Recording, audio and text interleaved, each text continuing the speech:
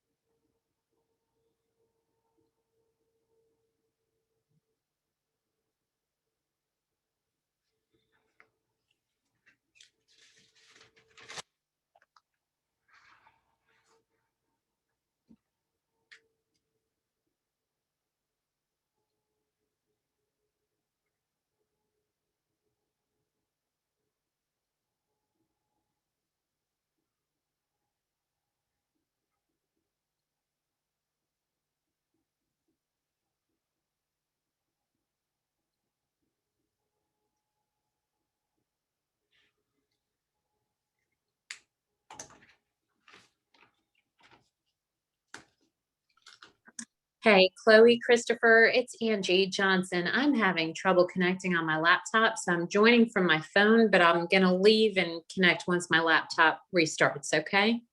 Okay. Thank you.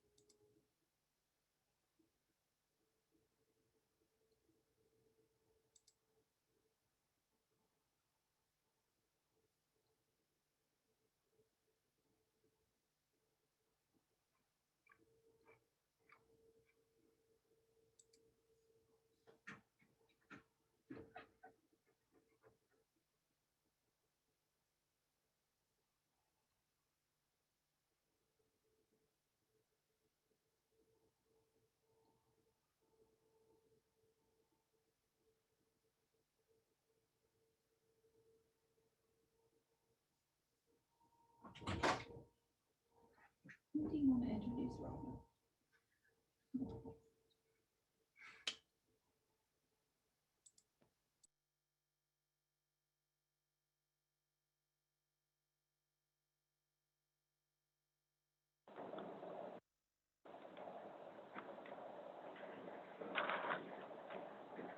All right, Chloe, I'm gonna go ahead and get started. Christopher, if you and Chloe are ready, we'll go ahead and get started. All right, Mr. Chairman, and I think we're gonna just go right into the presentation for the 4:30, and then we'll do the formal introductions and everything like that at 5, if we could. Yep, that's what I figured. We'd Yeah. call the meeting back to order at 5, I guess, officially. Yep, great, thank you. All right, thank you. I'd like to welcome everyone to this special meeting of the City of Charleston Planning Commission, March 17th, 2021. This special meeting is so that Gianna, I hope I say your name right, I always mispronounce it, Johnson, the Director of the City of Charleston Department of Housing and Community Development, can give us report on some updates and stuff on the workforce housing unit requirements and such. And John, I want to start off by thanking you for your work. I know you have a tough job and you're trying to get through it. So we appreciate your work on behalf of the city and the community. So I'm gonna turn it over to you. Very good. Thank you, sir. I appreciate the Planning Commission and your efforts. You all seem to have much longer nights than I do sometimes. So thank you all for your time and your service to the city of Charleston and its residents. And Christopher asked me to come this evening to present to you a report that I provided to the Community Development Committee of City Council several weeks ago. We were asked to evaluate several years ago the mixed-use workforce housing zoning, specifically the fee in lieu and the creation of the workforce housing units in regard to that zoning. And we are a little bit behind in bringing forth that information. But as we prepared ourselves to do that, we thought it appropriate because of your role with workforce and affordable housing to share this information with you. And I know that Chloe prepared a little PowerPoint of the report that I'm gonna share with you this afternoon. And I'm gonna just jump right in because I know we want to make sure we stay on time for the actual meeting because you have a number of items to cover. I will start by saying back in December of 2017, we made changes to the mixed-use workforce housing zoning, whereby we added additional incentives to that. We also changed the percentage of affordable housing that developers would have to build. In addition to that, we also changed the affordability period, how long those particular units had to remain affordable. We increased the percentage of affordable housing to 20% from 15%. And we increased the term of affordability or how long they could remain affordable from 10 years to 25 years. And in fact, I don't know if I'm going to hit all of the slides that Chloe has made available to you, but they're certainly available to you for information. And hopefully you also have the written report on your desk, or you will have that available to you. We made some changes in that we increased the fees from the 310 to 5, from 340 to 510. At that time, when we were talking about a fee increase, we also added the option of providing land if the developers were unable to build units on site. So they could build units on site, that percentage that I previously mentioned, or if they were unable to do that or chose not to, they could provide comparable land within 2 miles of their development to the city of Charleston as another option to the fee in lieu. Naturally, when we started this process back in 2017, 2018, we had a number of developers come forth, some in support. Most indicated at the time that the fees that we were proposing were too high. And I think many of you, or at least some of you, were on Planning Commission at the time, and you remember that because we looked at projects from across the country. We looked at various fee scenarios. We looked at pro formas and net operating income and all of those things that developers consider when they're building affordable housing, as we decided which fees that we would contemplate. And I would just say, for the record, that even then I thought the fees that we were considering were too low. One of our council members at the time says, Gianna, let's go forward with this. And in a year's time, if no one's utilized this option, then the fee has been too high. If everyone's used the option, then the fee is too low. So I would just say to you, as you look at this report and as we talk through this today, out of the 14 developments that have chosen the mixed-use workforce housing option, 13 of those developments have decided to pay the fee. And in your report, and it's here on the screen, so there have been 14 developments, and there is a breakdown later in the report that shows you literally the name, the number of units, the associated fees that go along with that. This evidence basically said to us that the fee in lieu, or the fees that we have earned over these last several years were lower than they probably should have been. We came to that conclusion simply because of the 14 developments, 13 have utilized the fee. I would say to us as well, one of the things that I have thought about the fee in lieu process all along is that it is a double-edged sword in that we were able to secure, and we'll talk about the funding, a set amount of funding, which enabled us to help folks in a larger spectrum of affordable housing. We missed the opportunity of having that affordable housing available to us in the city of Charleston. And as we look at the need for affordable housing and how pervasive that need is, we want to encourage our developers to build on site. And in fact, later on in your meeting, you will talk about, or at least Corporation Council will talk through the new workforce housing ordinance that we are recommending to the Planning Commission, which encourages the development of affordable housing and gives the developers an option to build and pay a fee, if you will, on site, because we recognize that we need the housing. We also recognize that the funding is important, but again, our private sector developers can often do this faster, more expediently than we can, because literally once the city is having to do that, we have to turn around and do an RFP or an RFQ, which takes additional time. So we really want to encourage our private sector developers to build affordable housing on site where they can. And so you'll hear more about that later. Let me share some more information with you quickly. As of January of this year, we received about $11.13 million in fee in lieu income. Part of that was funding revolving back to the account. And we use this account to create and preserve affordable housing. Although I would just say to you that the primary dollars have been used for the creation of everything from purchasing land. And again, that information is in the very back of this report, to helping to build or construct new units in the West Ashley community. Our low-line affordable housing site that you will hear more about as time goes on.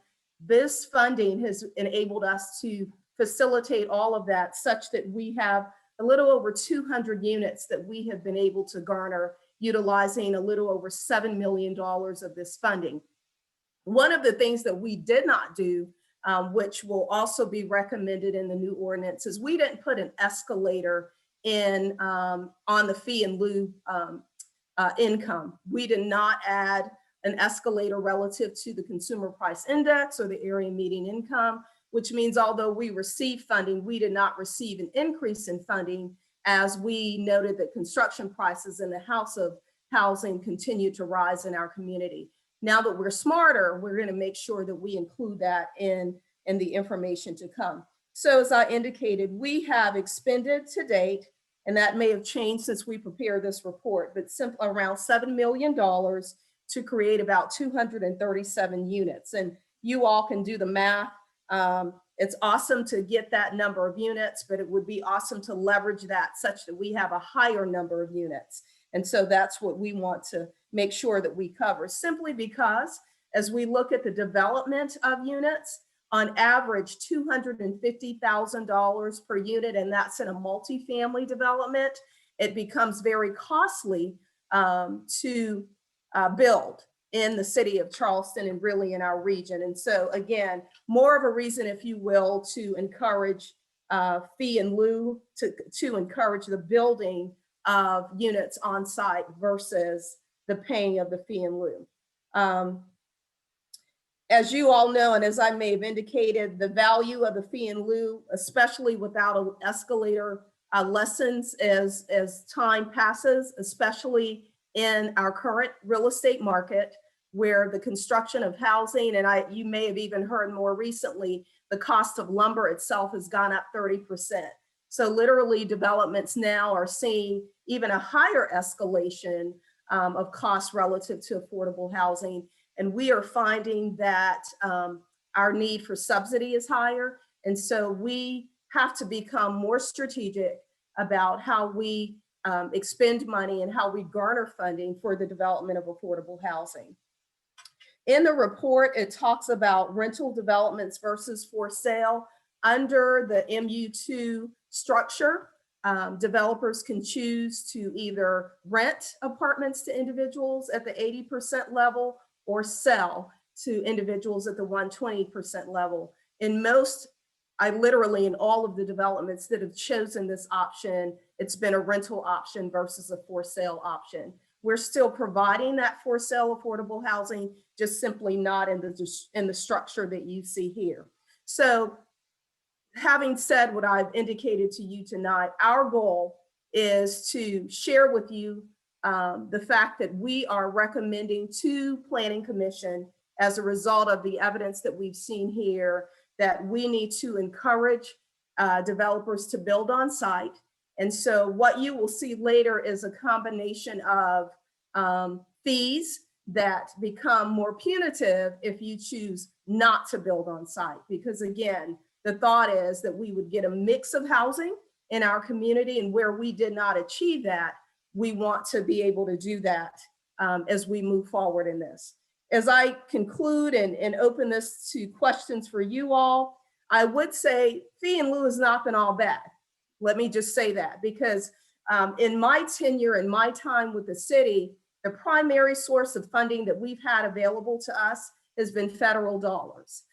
We have some general fund dollars, but the primary funding that we have utilized to facilitate housing has been your community development block grant, your home investment partnership program funding, other sources from which we have secured from the federal government. Now, we have leveraged that money naturally with private sector money from our local banks, but I would just say that money had carried our housing program for many years. So having this source of funds that is not restricted to federal guidelines, if you will, has enabled us to facilitate more housing and done it more quickly.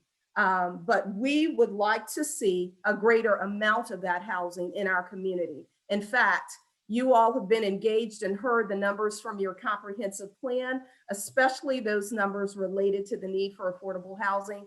And it is pretty astronomical, if I could use the term, because when I look at those numbers and I look at the need, it is amazing to me. And you have to consider, how are we going to meet that need? Part of meeting that need is hoping that we can collaborate more closely with our private sector development partners, as well as our nonprofit partners, to build the housing that is needed. So in light of the need for affordable housing and funding to ensure its continued production, we have asked mayor and city council to look at that fee increase. We have asked local developers to contemplate and consider building those units on site. And so we're hoping, as a result of the change in the mixed-use workforce housing ordinance and those things that will come before you this later on this afternoon, we will see a change, if you will, in the numbers of affordable housing in our urban core in particular. I will also add, before I talk about these expenditures, is we would honestly love to see this option of mixed-use workforce housing in other areas of the city of Charleston. Primarily, it has been in what we refer to as our urban core. And I've mentioned this to Christopher and also shared it with Jacob prior to his departure. Another subject for another time, but I just wanted to throw that out there and put it in your ears because I think it will be important long-term. So Chloe, if you will go back to that, just so I can cover with the commission very quickly where we've invested that money. We purchased the Fenwick property that was approximately $3 million. We built 7 units of housing, single family detached housing in the Ashleyville, Maryville community. We paid for our low-lying parcel. We will build 55 units of affordable rental housing near the future Low Country Low Line. We also invested in Grace Homes, which is the development that our local housing authority has constructed. It is now vertical and they are now leasing. So we're very excited about that. We built 4 single family detached homes on the peninsula known as the Katrina Cottages. So we've been busy. We acquired some other land, another info lot at 36 Cooper Street, and did some other work near Ashley River Road. All of that, again, was facilitated by the funding that we secured from our fee in lieu dollars. So I did a very quick summary for you of the report. You have it in your hands, and if not, we can certainly get that to you. I will entertain any questions that you might have. And certainly if you have others later on that you don't think of right now, I think everybody knows how to reach me. And I'm glad to entertain those questions and answer any questions that you might have right now in the few minutes we have remaining. Thank you, Ms. Johnson, and I appreciate the report. I think you're right on with the thought about the fee in lieu tied into people opting out. And we talked about at the last meeting a lot about diversity, what diversity means, and affordable housing, how they're tied in together. Yes, so sir. I appreciate your work. Thank Commission you. members, I'll ask if you have any questions or comments. I have a question. Mr. Bailey, you go ahead. Ms. Johnson, I think I saw this in one of the slides, and maybe you even said it, but I was trying to read all those numbers on the screen and Sorry. keep up with you. What? I talk faster than most Southerners too, so. Well, I can still understand you. So, in any event, was there did you have a number that showed what the number of units would have been had the fee not been paid compared to what you've been able to generate from the fees?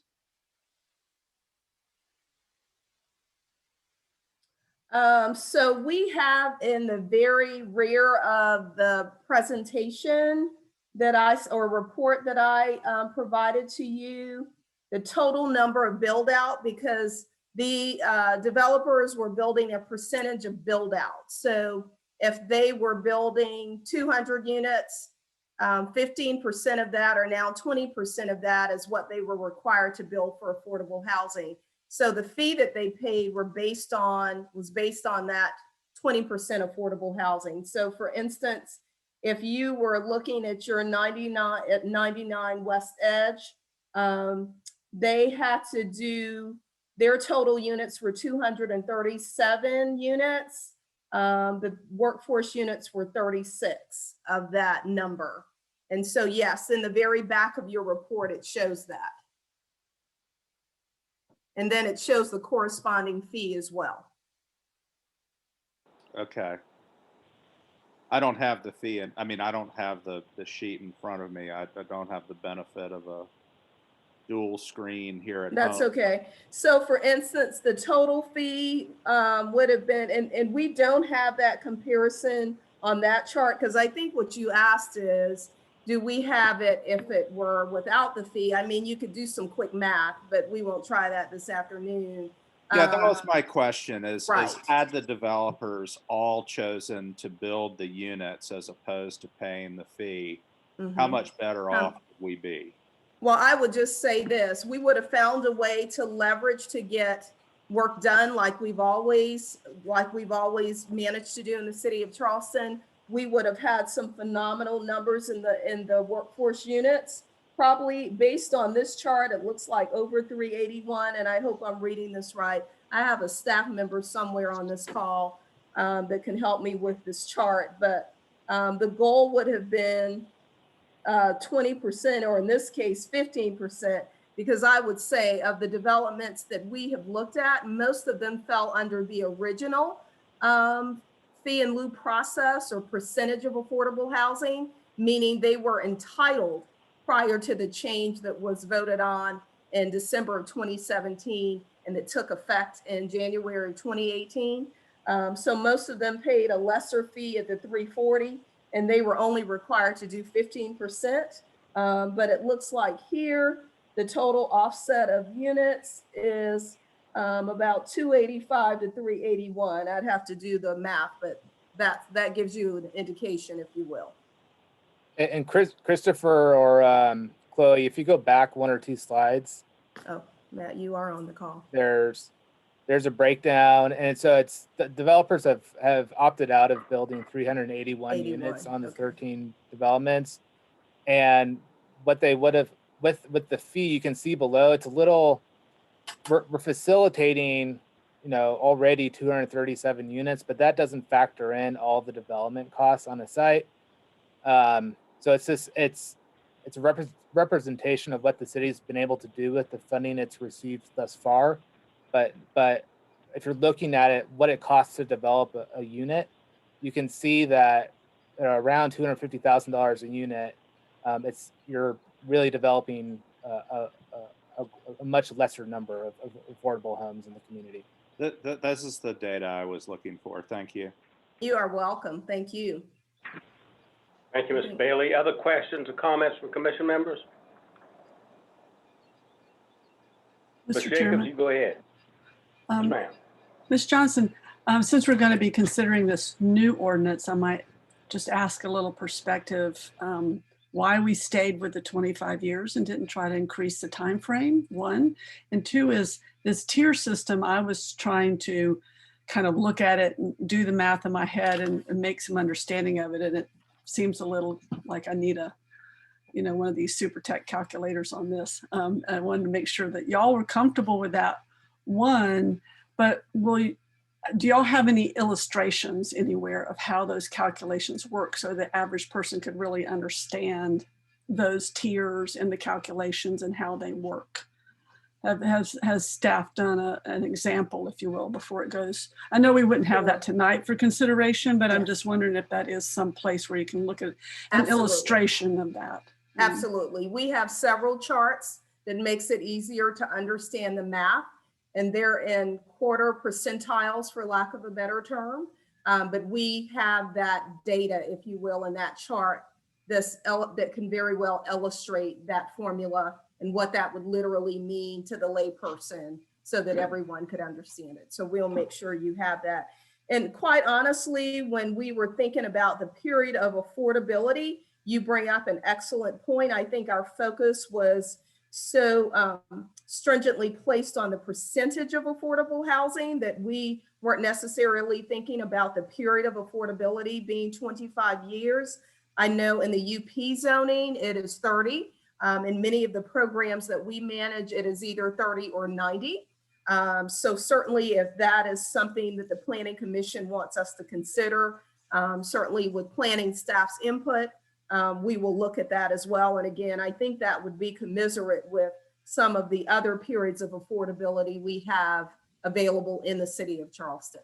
Because I think I saw a reference somewhere, and I don't know that I could find it immediately, that if the fee in lieu is paid to the city and the housing is built by the city, the affordability is in perpetuity. Is that Absolutely. correct? Okay. Yes. But when we're requesting the developers who can do it more units cheaper, we don't seem to be increasing the years, and especially even for sale units, 25 years is barely a mortgage. So I was just, you only get like maybe one generation in that affordability. So thank you for that perspective. And You are so welcome. And I would like to see that calculation illustration at some point in time. Sure. Just for We're my glad to knowledge. get that. Thank you. Thank you, Ms. Jacobs. Thank you, Ms. Jacobs. Other commission members, questions, comments? if there's no other questions or comments, we're going to thank Ms. Johnson for her work, and we continue to look forward to hearing from you about the process and any advice you have for us as items come along that help you in your work. Thank you, Mr. Karish. Again, I appreciate you all as well. And we will get you the information you need and continue to press forward to make changes in our community. Thank you again. Thank you. We're going to take just a 30-second pause, and then we're going to reintroduce the meeting, the regular meeting. So we'll probably take 30 seconds, and I'll come right back on and start the meeting.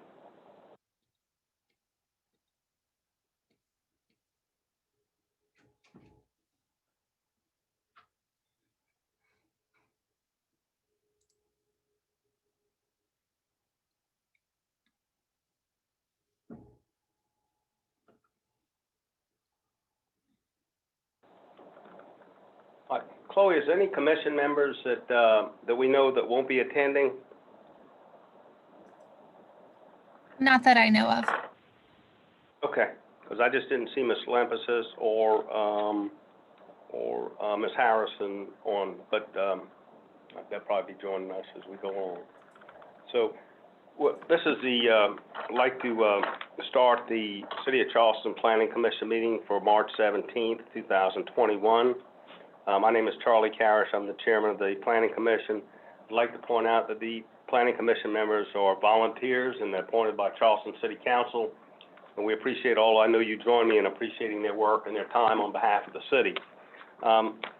The way the process will work is I will introduce the item on the agenda into the minutes, and then we will ask the staff to give a presentation. At that time, we'll then hear from the applicant. After that, we'll hear from anyone in favor of the application, anyone that has concerns or opposed to the application. Then we'll give the applicant a chance to address any issues that were brought up by the people opposed or anything they'd like to finish up with. I'd like to ask Christopher if there's any changes to the agenda, any deferrals, anything we need to know about, and also I'd ask you to introduce your staff, introduce yourself and your staff, anybody to be presenting tonight. All right, thank you, Mr. Chairman. Welcome, everybody, and just had a fantastic bit of information there from Ms. Johnson, and greatly appreciate all her and her department's work on that. This evening, I am going to be presenting cases, as the chairman mentioned. We will also have cases presented by Ms. Harp. We will also have Ms. Stuber helping us run the meeting, and Ms. Grant will be our clerk. And Philip Overcash will also be helping with a number of different things. However, I would like to take a couple of minutes here and introduce our new overall department director, the Department of Planning, Preservation, and Sustainability, Robert Summerfield, who has been with us now for about 8 days. And we are getting to know each other and enjoying having him on site. And Robert, if you want to introduce yourself to the commission, I think you're able to unmute yourself. Yes, thank you, Christopher. So good evening, everyone. My name is Robert Summerfield, as Christopher mentioned.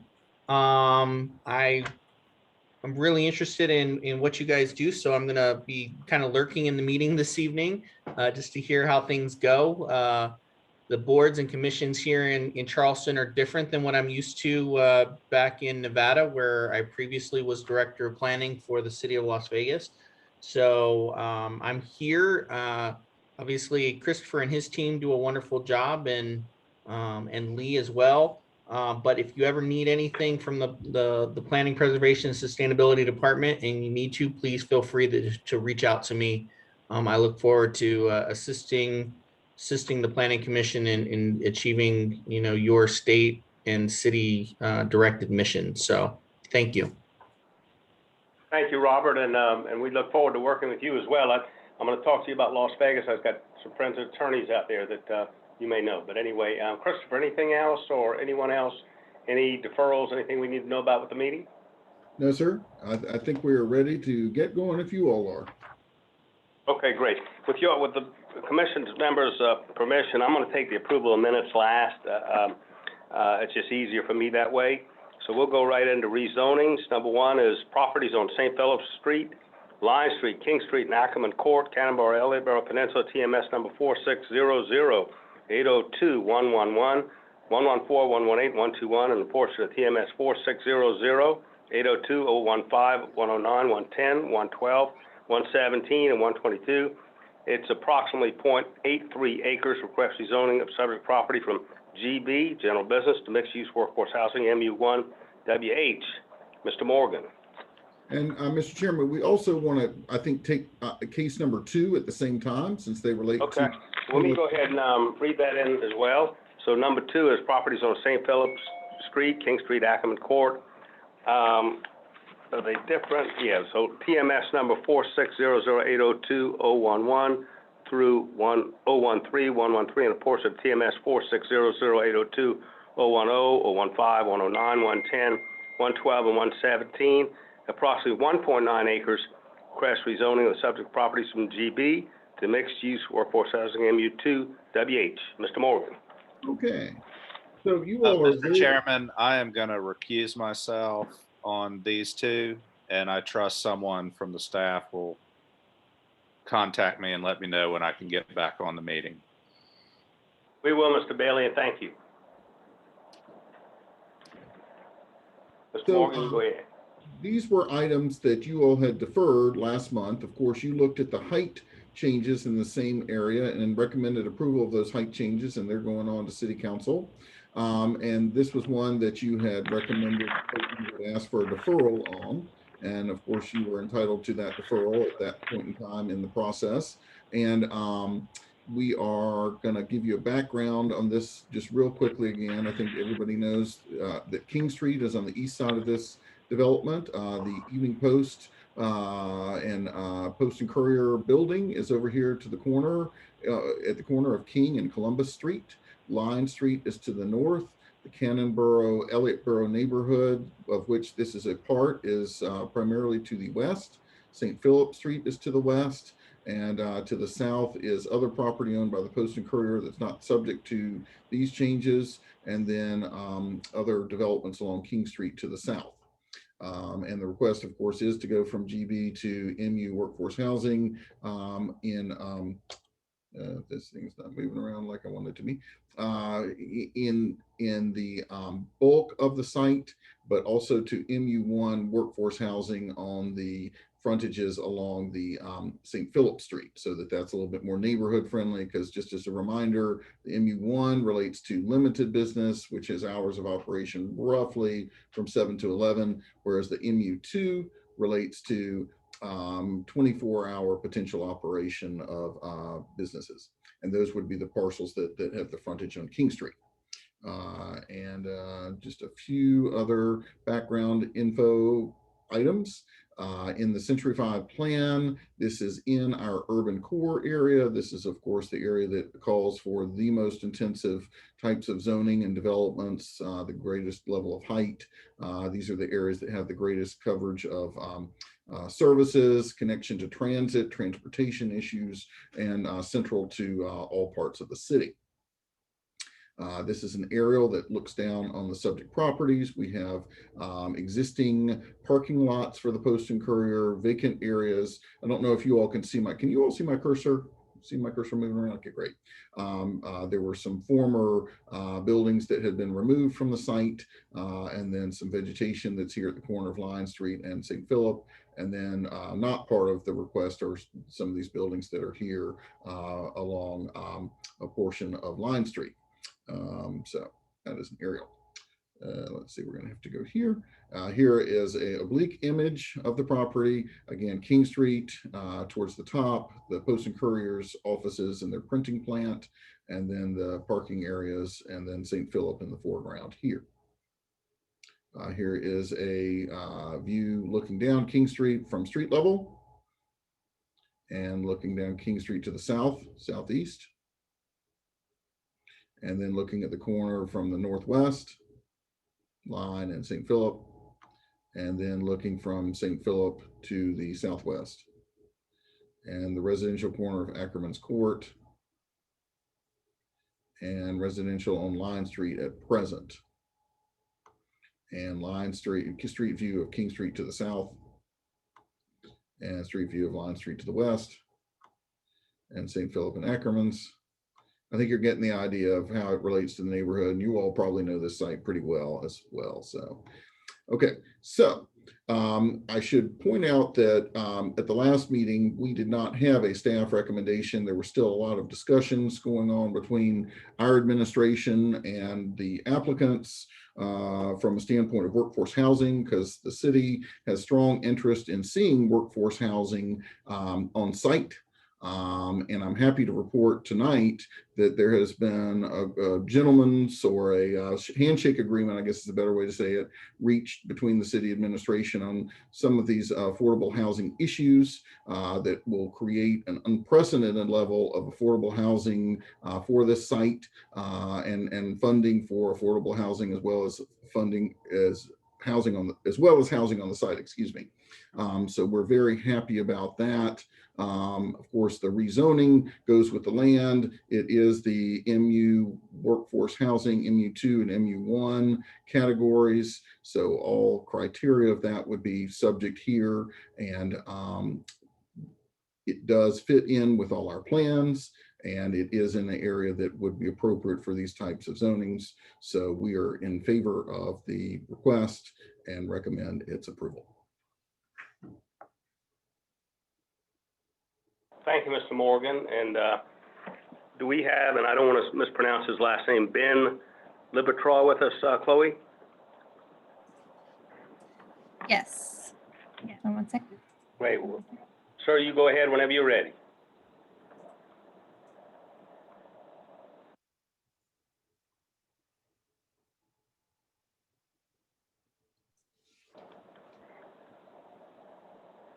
Hi, can y'all hear me? Yes, sir. Yes, sir. Oh, great. Good evening. Thanks. A little bit of an echo here. Sorry, give me one sec. I think that's on Y'all our getting end. an echo? That's better. Thank you.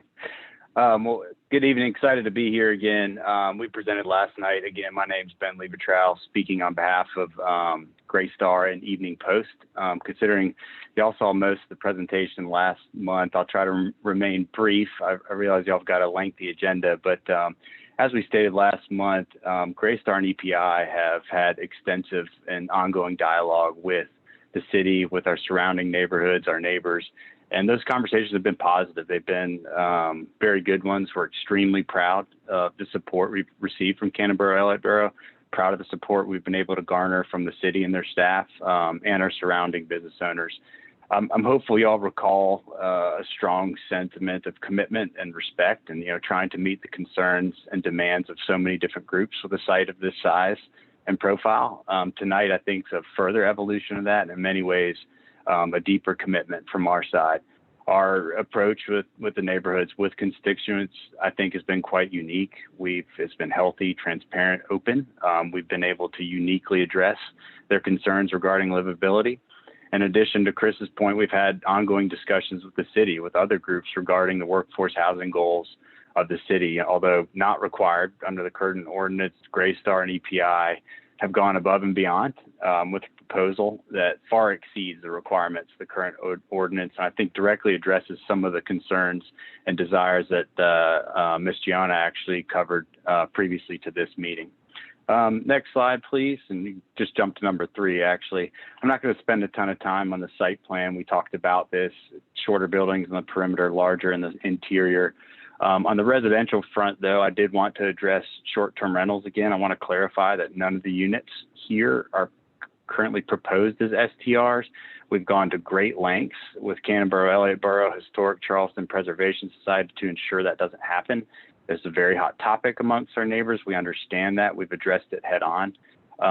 So we've gone above and beyond to meet their requests there. In addition, you'll recall our comments from last meeting. There is retail planned along King Street, going back to kind of the neighborhood and livability concerns. There's certainly concern about late night operating hours. It's a big hot topic here on King Street as well. Going with this theme of coordination and working to address the neighborhood and other constituents' concerns, we've creatively solved that via an operating hour restriction proposed. Next, please. You can go to number 5, if you don't mind, Chloe. So attached, these are the rezoning areas. Christopher did a great job walking through these. In summary and in closing, I really want to reiterate a few points here on why this proposal, we believe, is not only a good fit for the city's goals and long-term planning principles, but we think this is a win for the city and its residents. Number one, Century 5 plan. This is directly in the urban core. We think it's a good fit. The density belongs here. Terms directly from the plan saying densest, most mixed use, highest density and heights. Tallest buildings would occur here. That's not our words. Those are words straight from the Century 5 plan. Number two is broad neighborhood support. With a project of this scale, to be able to get support from some very smart, very influential and involved groups is something that we're very, very proud of. I'm not saying every single person is happy with us, but we've made, I think, some really unprecedented moves with respect to true restrictions, directly addressing livability concerns, and most particularly, that preclusion of STR and operating hours that I spoke to earlier. Number three is precedent. There's numerous MU rezonings in this district and elsewhere, none of which I think have gone to the lengths that this development team has to address livability and workforce housing goals. And number four is workforce housing commitment. This team has proposed a substantial and a voluntary exceedance of the current requirements, far more than previous applications. That's Greystar and EPI's goal to help meet some of the city's goals. We propose paying the entire fee in lieu, giving the city those desired unrestricted dollars that, Gianna needs to build permanent workforce housing elsewhere. So that alone meets the ordinance. In addition to that, and an exceedance, we're proposing additional workforce housing on site. That's something that has been requested from city housing, from preservation, from historic, from the neighborhood itself. These will be built by Greystar, maintained and operated by us.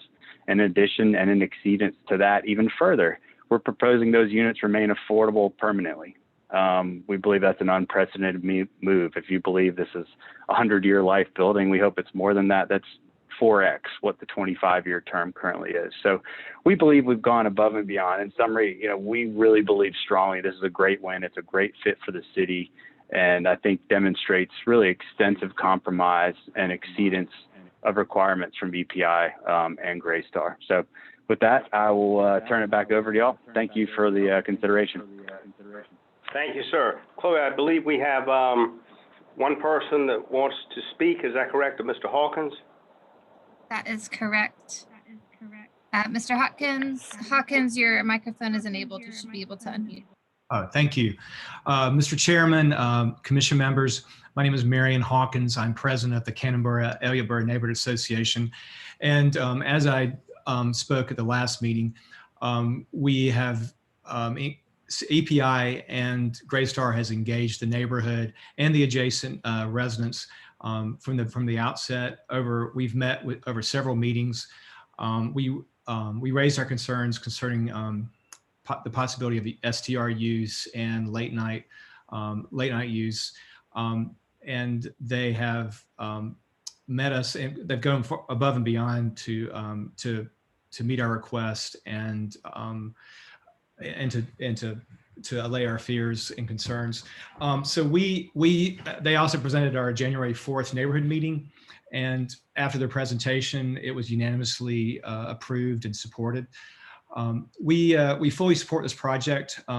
EPI and Greystar has a track record with phase 1, and even with the density that will be there, the architectural component, which is the same firm that was engaged with phase 1 as well as the development on Line Street, will be working on this project. So we are confident in a long-term benefit to the neighborhood, and we know they're committed to working with us throughout the process in order to achieve a final goal of a more enhanced and a robust part of our neighborhood. So we fully support the project, and we would ask the commission to approve.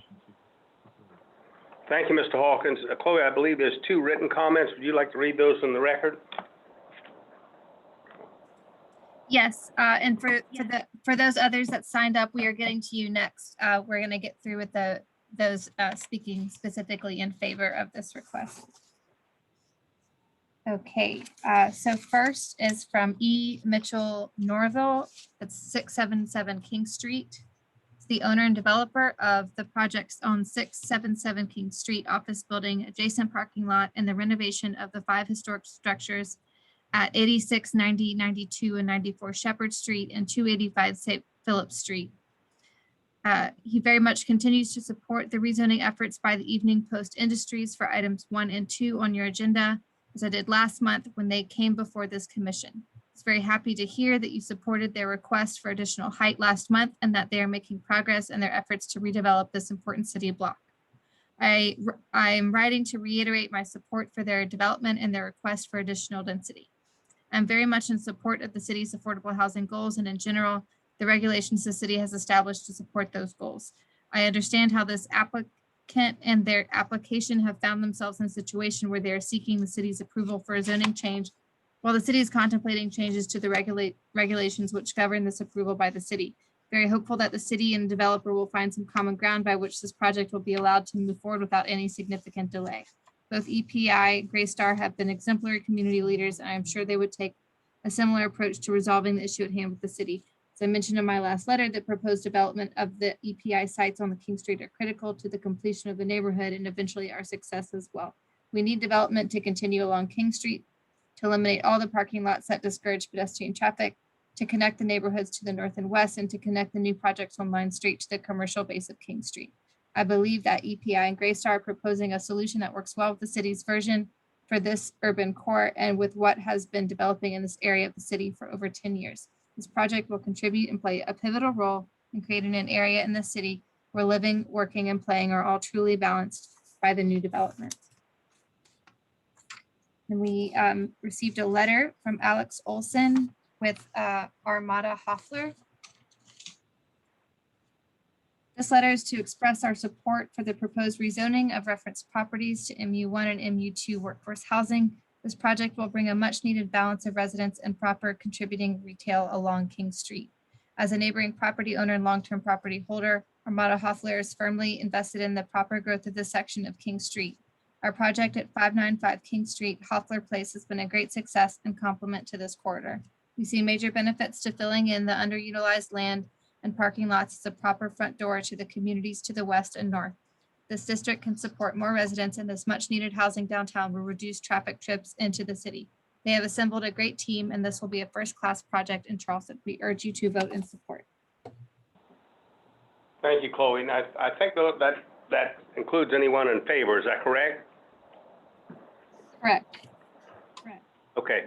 So now, in opposition, I believe we have 3 people to sign up to speak in a written comment. Is that correct? Nobody in opposition, but we do have 3 people in a written comment that just wanted to make a comment not in favor or against. Okay. Well, we'll go ahead whenever you're ready. Okay. So first up is Brian Turner. Your microphone has been enabled. Hi, Go everyone. ahead, Mr. Turner, whenever you. Hey, how are you, sir? Wonderful. Thank you. My name is Brian Turner. I'm the Advocacy Director with the Preservation Society. And I'm really grateful to speak to you all tonight on this project. We want to thank the applicant for reaching out to our staff really early on this rezoning request. It's clearly a highly impactful project, and it occupies an important transition site between the King Street corridor and the neighborhood, the Cannonboro-Elliotboro neighborhood. The key to a successful project here is to provide meaningful community benefit, and we're really encouraged by the neighborhood association's support. I think the key question remains of just how many of the units will be designated for workforce housing and for how long. Housing affordability is currently lacking in what is poised to be one of the densest residential areas in the state in this area. So it's critical that we have private sector leadership in getting more workforce housing online. We feel that only paying the fee in lieu would be a big missed opportunity in light of these opportunities in the area. And we'll be looking forward to working with the applicant as they approach that next step in the conversation. Thank you very much. Thank you, sir. Chloe, who's next? Ms. Drolet? Yes. Cashin, your microphone's been enabled. Ms. Drolet, you go ahead whenever you're ready. Thank you, Mr. Chairman. Good evening, Commissioners. Cashin Drolet with Historic Charleston Foundation. HCF is grateful for the opportunity to meet with representatives from Greystar and EPI and appreciate the open dialogue that we've had with their team, the opportunity to weigh in on the project all along. HCF believes that the MU1 WH zoning district is appropriate for the western portion of the property. We support that use rezoning. We've had concerns with MU2 WH zoning, specifically where the property also lies within the late night overlay. And we want to thank Greystar and EPI for bringing forward restrictive covenants that would preclude late night operating hours. We're also additionally glad to see these restrictive covenants preclude use of any of the newly constructed residences as short-term rentals. Execution of these covenants will not ultimately occur until further down the road when EPI and Greystar formally engage in a ground lease, and we look forward to seeing that occur. Given the affordable housing crisis the city faces, we're energized that the development team intends to dedicate residential units in the new building to income qualified individuals, in addition to paying the fee in lieu. Making these workforce housing units permanent is a highly commendable exercise, and we look forward to learning more of details and about the workforce housing component and the number of units that there will be, and how these workforce housing units will work into addressing the city's workforce housing crisis. And that concludes my remarks. Thank you, Mr. Chairman. Thank you, ma'am. Thank you, Mr. Olay. I think we have Robert Holt next. Chloe, is that correct?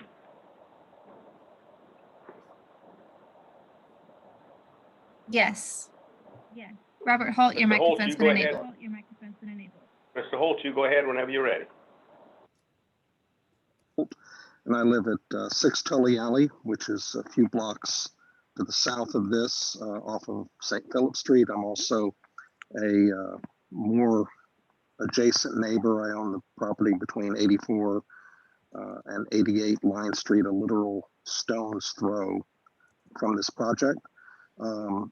I want to reiterate a little bit of what Marion said. We very much support this. Ben, Greystar, EPI, the whole design team had a number of meetings with our neighborhood, with separate committees of our neighborhood. They went above and beyond. I think it is what Ben said. I think it is unprecedented, and it shows you what a developer can do when a developer cares about the surrounding neighborhood. And I think these guys do. The workforce housing here, I think, is appropriate, high density. It's part of the Century 5 plan, as Ben said. We had neighborhood concerns, obviously livability issues, the traffic coming off of the pedestrian traffic coming off of King Street as the partiers come to return to their cars have been a consistent problem in our neighborhood. The proliferation of short-term rentals in a very unsupervised capacity has also been a problem in our neighborhood. And Ben and his team have addressed both of those, we think, in an entirely appropriate way and in a durable way, a way that will last beyond just this developer. And I wholeheartedly support their efforts here and what they've done with you. Thank you, Mr. Holt. I think, Chloe, there's one written comment. Do you want to read that into the record? Yes, this is from Cindy Wofford at 8C Elliott Street. And Cindy's comment is to increase the fee and lieu rates. That's it. All right, thank you, ma'am. I think that concludes any comments that we've had. Would the applicant like to address anything that was said before we close the public hearing? I'm good. We're grateful for preservation, historic, Mr. Holt, Marion, for their support. Thank you very much. We've enjoyed working with them. Thank you. Thank you. And that's going to conclude the public hearing aspect of this, these items, item 1 and 2. I would like to join in complimenting the applicant for working with everyone, it sounds like, to address all the issues that were brought up, the late night issue, the workforce housing, all of those. So we appreciate your doing that. I hope you all of the leaders in that, so we appreciate that. Commission members, comments, questions, motions? Ms. Jacobs, you go ahead. Thank you, Mr. Chairman. I also would like to thank the applicant for all of their major efforts to work with the neighborhood and the city to make this a really first-class development and work toward meeting these so necessary affordable housing goals. And this will become a very impactful revitalization of this site. I just would like to, if I might, of the applicant, have him repeat what he said about the gentleman's agreement, because he said it so quickly. I think I heard it correctly, but I just want to make sure I understand it before I make a motion. If I could have that consideration, please. I believe Christopher might have said that, but would one of But I y'all, believe- Christopher, do you want to address that? I believe Mr. Levitrau was talking about also building out in fee and lieu and permanency, and that's what I'd like to hear him Okay. restate, if you would, for Okay. the record. Yes, ma'am. Thank you. Yes, Would you like to Ms. address Jacobs, that? can you hear me? Yes. Sure, yeah, happy to repeat. So our proposition was for paying the entire fee in lieu. Again, that would, alone meet the ordinance requirements. In addition to that, providing workforce housing units on site. Those would be built, maintained, and operated by Greystar. In addition to that, those units on site would remain affordable in perpetuity as opposed to the 25-year term that the current ordinance stipulates. Thank you. That's what I thought I heard. I just wanted to make sure I heard correctly. And with all of that, Mr. Chairman, I would like to make a motion that we approve the zoning request for 1 and 2 as stated in the record. Thank you. Great. Thank you, Ms. Jacobs. There's a motion by Ms. Jacobs to approve item number 1 and 2 on the rezoning. Questions, comments, a second to the motion? I'll move to second that motion for approval. Great, Ms. Harrison. Go ahead, Ms. Harrison, I'm sorry. My office is the same, a stone's throw away. And anytime that people work with the neighborhood association, like this group has done a yeoman's job. And what more can we ask of them? And I'm very confident in how this project is going to really change the dynamics of the neighborhood, but also be impactful on how it really, enters into this neighborhood at the corner of Line and Line and King. So I'm excited about this project, and I think it's going to be a great opportunity for us and for the city. So with that, I move for a second. Great. So there's a motion by Ms. Jacobs, a second by Ms. Harrison. Any other questions or comments? I have Commission members? Charlie, Yes, ma'am. I have Sandeep, go a ahead. comment. I'd like to add, just in that motion, the gentleman's agreement, even though it's verbal, that be also added in the record, as being part of the approval process. So, And I will accept Sunday's amendment. Can I great. And just Ms. Harrison, make a note of guidance to the commission on this, please? Can you all hear me? Yeah. yes, sir. Yeah. Go ahead. Okay, we need to, vote just on the rezoning itself. There is, as I said, this kind of handshake agreement about the affordable housing that is going above and beyond what the codes require.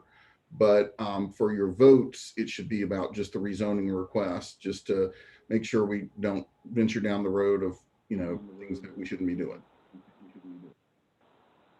So, do you understand that, Ms. Lampasas? I mean, apparently, Christopher's saying, is that a legal issue that we can't include that in the motion? Yes.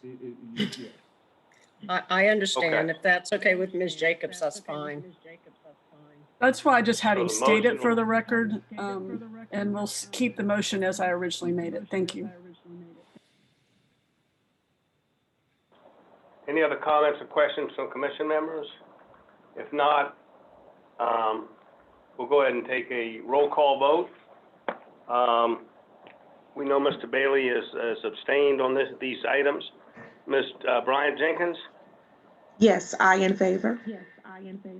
Thank you. Ms. Harrison? I in favor. Great. Ms. Jacobs? I in favor. Great. Ms. Johnson? I in favor. Ms. Lampasas? I in favor. Mr. Lassane? Aye, in favor. Great. Mr. Flug? Aye, in favor. Great, thank you. I'm in favor as well, so that's 8 in favor and none opposed. So that motion passes. Can someone let Mr. Bailey know we're through items number 1 and 2? Can y'all text him so he can get back into the meeting? And we'll wait just a second or two and give him an opportunity to do that. Philip's taking care of it. Great. For the record, and I should have done this at the beginning of the meeting, I'd like to read the commission members, just for the record, who's in attendance. Mr. Jimmy Bailey, Ms. Laquita Bryant Jenkins, Ms. Erica Harrison, Ms. Donna Jacobs, Ms. Angie Johnson, Ms. Sunday Lemphasis, Vice Chairman Harry Lassane, Mr. Sean Flug, and myself, Charles Carr. So I should have probably done that at the beginning of the meeting.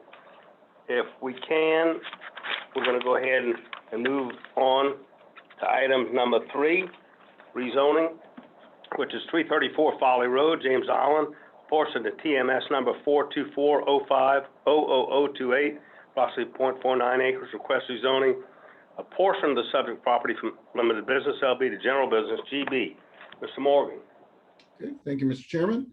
So this is a request, as the chairman said, to go from LB to GB. You all have already seen a recent annexation that brought in a property as GB that is part of what will be a larger redevelopment here. Of course, all these parcels are part of the Folly Road overlay. That does not change. It's just the underlying zoning that would be changing here. The surrounding zonings include general business across the street, as you can see here in the darker color. There is some limited business to the south, general business to the northwest, and then of course the McLeod Plantation property owned by Charleston County PRC is up to the northeast, and then residential zonings to the east along our Martello and further back into the neighborhood there. Just to orient, let's see. This is in our highway designation in our Century 5 plan. So the request to go to GB would be in line with that. The aerial image here, these are all buildings that will be redeveloped on this site. I believe they have already been to DRB for demolition approval on these buildings. This is to build a new gas station convenience store on the property. And again, it will go through DRB review. It will be under the Folly Road overlay requirements as well. Here is a oblique image. This is Folly Road out in front. Former gas station was on the property that is now closed. A dry cleaner that was on the property that is now closed as well. A brewery that was on the property that's now closed. So a lot of different things happening here and a real redevelopment opportunity for Folly Road. Here's a street view of the subject property. And again, a residential structure that had been used commercially. And then here are some of the remaining parcels here with the gas station when it was in operation. And adjacent property to the east, office, pharmacy facility. Across the street, we have fast food restaurants. So this is an area of Folly Road that we think this is an appropriate redevelopment with the Design Review Board overseeing the redevelopment. We feel very confident about it and are confident it's going to meet all the Folly Road overlay requirements as well and recommend its approval. Thank you, Mr. Morgan. Chloe, do we have Mr. Watkins with us to present? Yes. Mr. Watkins, you go ahead whenever you're ready.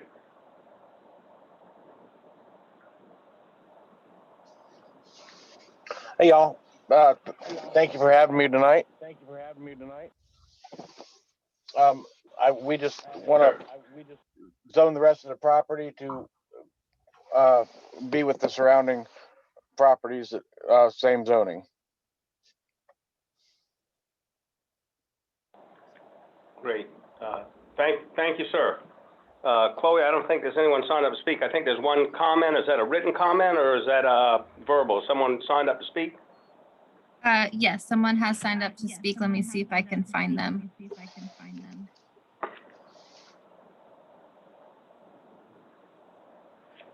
Okay. I'm not seeing their name. So I Joe. think it's a Joe. Joe Rusquito.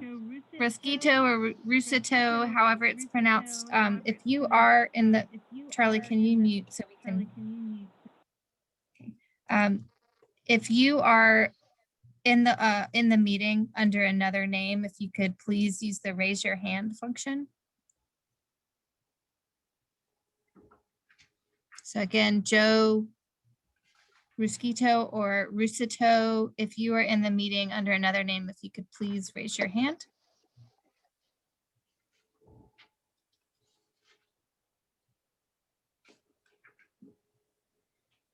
Okay, I think we can move on, Charlie. Okay, there's no one signed up to speak or any comments on this other than that gentleman who apparently couldn't be with us. So that would close the public hearing aspect of this. Is there questions to commission members, comments or a motion, please? I'll move for approval. Thank you. Ms. Lemphasis moves for approval. Is there a second to the motion? I second. Is that Ms. Brian Jenkins? Yes. All right, thank you. So there's a motion and a second. Any other questions or comments? If not, we'll do a roll call vote. Mr. Bailey? I in favor. Great. Ms. Brian Jenkins? I in favor.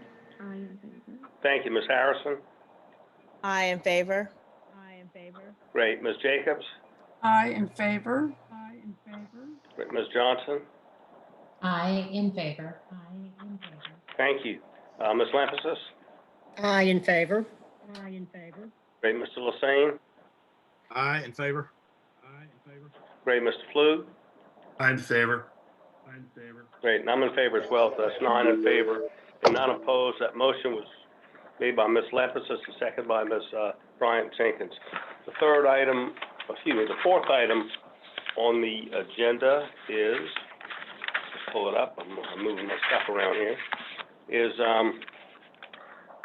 254 Cumming Street, Canberra, Elliottboro, Peninsula TMS 4600802, approximately 0.03 acres, small piece. Request for zoning subject property from diverse residential to commercial transitional CT. Mr. Morgan. Thank you, Mr. Chairman. To orient everybody, the property is in the northeast quadrant of the intersection of Bogard and Cumming Street. Cumming Street in this location is going one way to the north towards the Crosstown Expressway. Bogard is two-way in this location. I'll just show you some pictures of the site. It is in the urban area of the Canberra neighborhood, and as such, typically we are supportive of uses that are commercial in nature if they are in buildings that have some prior history for that use, and we'll explain some information from the applicant about prior commercial history on this property in combination with the existing commercial property that's on the corner there as well. This is an aerial image. You can see the subject property. Here you see it. It's immediately adjacent to, again, the corner property that has a commercial business in it. This is a kind of traditional Charleston single house structure. And here it is from street view. And you can see the relationship to the commercial property to its east. And again, the relationship between the commercial property and the subject property. And adjacent property to the north, residential structure. And across the street, residential. So staff is recommending approval of this because it has met the criteria that we look for if we're going to recommend approval in the Canberra-Elliottboro neighborhood, and that is a prior commercial history. And the applicant can give you a little bit more info about his research on the property. It actually has been researched more than we've probably seen any rezoning in a good while over there. But we think it's substantially different from some of the residential rezoning requests where we've had structures that were purely residential histories. And we think, therefore, it makes more sense for it to be a commercial designation. Additionally, the applicant is proceeding with a combination of the lots. The northern lot will combine with the existing commercial lot to the south. So the commercial zoning will all be on one lot together for a unified business expansion there that the applicant can talk about as well. But we feel comfortable that this is in keeping with the criteria we've set forth in this neighborhood to keep up with the limited commercial operations in the neighborhood that are very neighborhood friendly, but are not letting the kind of commercial overload get out of control over there. So with that, I will kind of in my discussion and let the applicant give you a little bit more background here. And I believe he's got some slides he'd like to show as well. Okay, Chloe, is the applicant with us? And if he is, you can put him on. Let's move on. Yes. I am. Thank you. So my wife and I currently own the property where Chubby Fish is located, which is 252 Cumming Street. We had the opportunity to buy 254 Cumming Street, which is the property we're trying to get rezoned. And our initial acquisition of it was really we were having problems with the neighbors, mostly college kids having parties over there. And it was impacting the business next door. So when the opportunity came, we acquired the property and spoke with the James, the tenant at Chubby Fish, to see if he would be interested, because he had spoke previously about expanding, but we knew COVID was going on and he was closed. And so we talked with him about it and he was very much interested. He was actually looking at places where he could expand. And so that kind of got the ball rolling. We initially looked at pursuing a change of use, but then ultimately in the process of doing research, we felt that the rezoning would be better. So I don't know if you want to move ahead to, I think I have 5 little slides in there. What we really found out is originally 252 and 254 were a single parcel and actually existed as a single parcel all the way up to, I believe, 1954, where the last owner of it, which was a labor union, then sold it off. They sold off 254. They maintained control of 252 Cumming. But throughout that time, it had always been a single parcel with both structures on it. Going back, I think the parcel was originally created in 1848. And if you can skip, this is just I can explain this graphically what's on here. If you go to the next slide, please. Oops, sorry. So here we're just showing the original 1848 property. Lot 73, which is L on the plat, kind of a blow up on the right. That's the entire parcel, which is the same configuration as the 2 buildings. And if you go to the next slide, here you can see the progression using the Sanborn maps and the tax maps. And this research was all corroborated with actual title research that we did on the property. But you can see 1848, it's a single parcel, maintains a single parcel in 1888, actually in combination with 12 Bogart Street. 1902 is when it kind of breaks off at 12 Bogart. 1944, you see between 1902 and 1944, it's showing the 2 structures. Those remain in place up until sometime between 52 and 74, where they're split, and the title research shows that happened most likely in 1954 based on the title work. So we do think that this is, it was originally this one parcel. There's definitely commercial activity that had been going on that parcel. We already have a application in to put the pieces back together, if you will. And in doing so, we'd like to have, on the left is the plat that's submitted. We're essentially abandoning the property line. The original 1848 property line would then be reestablished. And we're just looking to have the CT zoning be able to cover the entire property. If you go on to the next page. I did go through we did speak to the neighborhood. We received unanimous support from the neighborhood. to do this. I've also reached out to Councilman Gregory, Saccharin, and Mitchell. Councilman Mitchell was actually at the meeting where we received unanimous approval to see if there was any concerns from any constituents.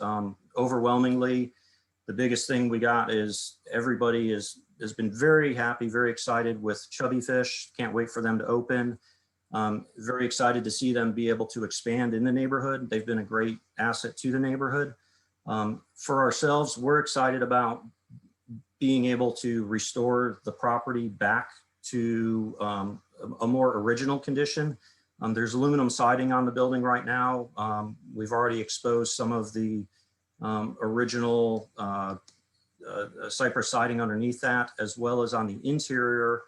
We found a lot of the original details of the building were just covered over. So we're excited to bring all of that back, including some beautiful wide shiplap boards on the interior instead of drywall. We did also reach out to Historic Charleston. We have a couple of other properties that are under easement with them. And just to kind of get their feel for it, I know one of the biggest concerns was the ability to use the property as a short-term rental.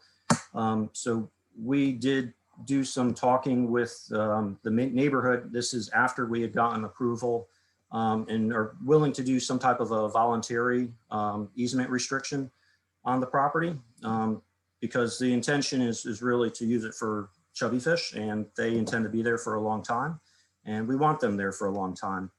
And I will say, I do, if possible, if I have a little bit of time, James London, who is the proprietor of Chubby Fish, is actually on as well. And if you wouldn't mind, he'd love to be able to just give a little idea of what he's intending to do with the building. Yes, sir. Go ahead, Mr. London. We're ready for you as well.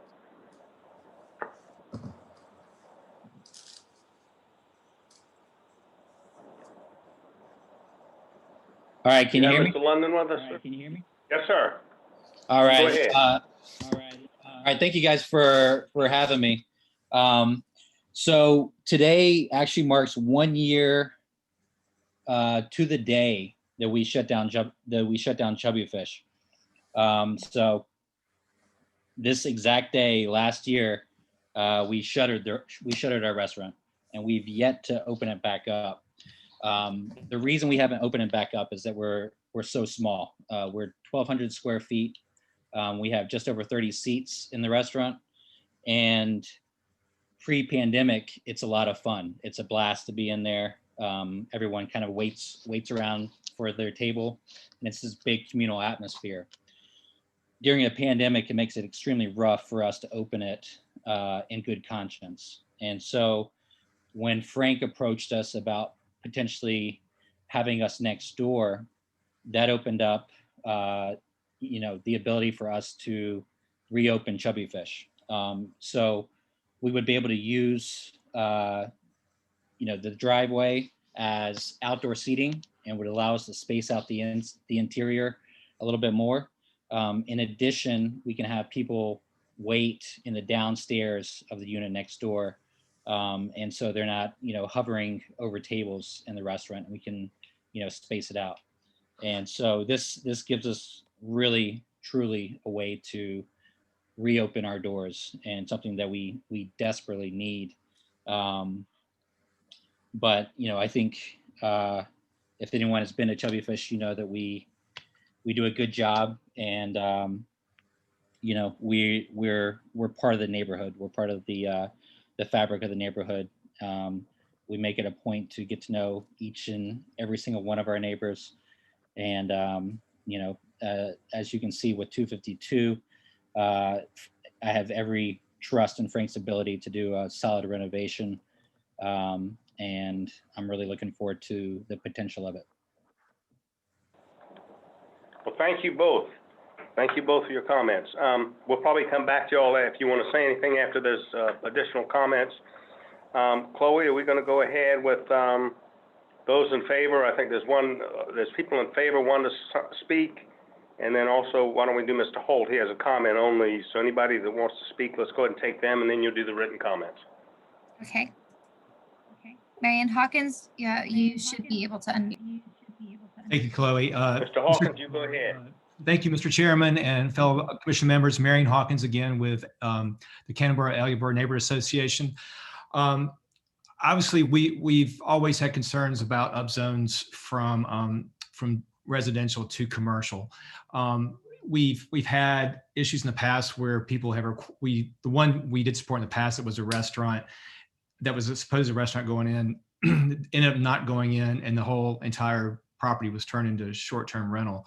So obviously we've always been very reluctant to support it. The applicant, as well as Chubby Fish, are long-term members of the neighborhood and have, are great assets to the neighborhood. So, but specifically because there is commercial precedent, I mean, there is a historical precedent of this being one property that was separated, and now it's being put back in the same thing.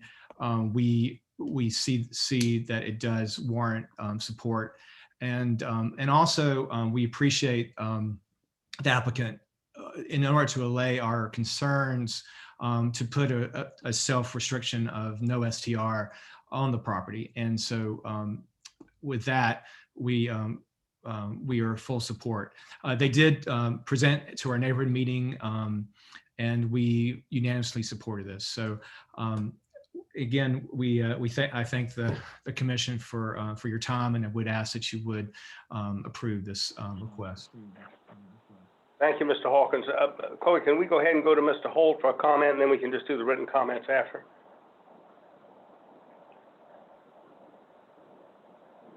Yes.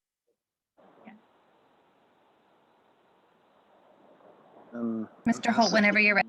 Mr. Holt, you go ahead whenever you're ready. Frank has been a tremendous asset in the neighborhood. Frank lives there.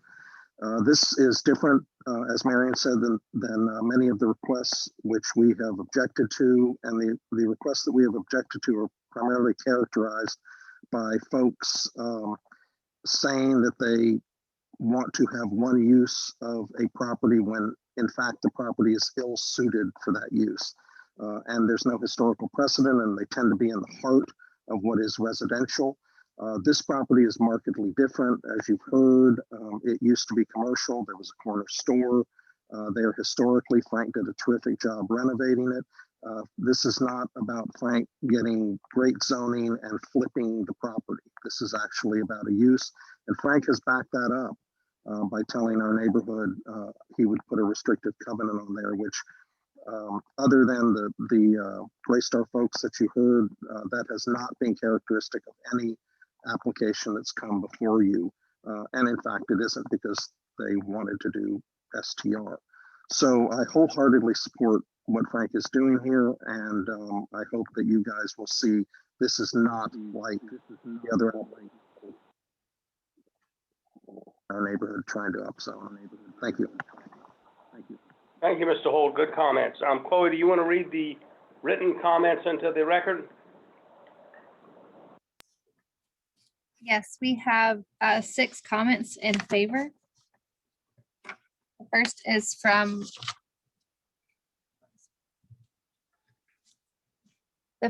from William Hatler at 86 South Battery Street.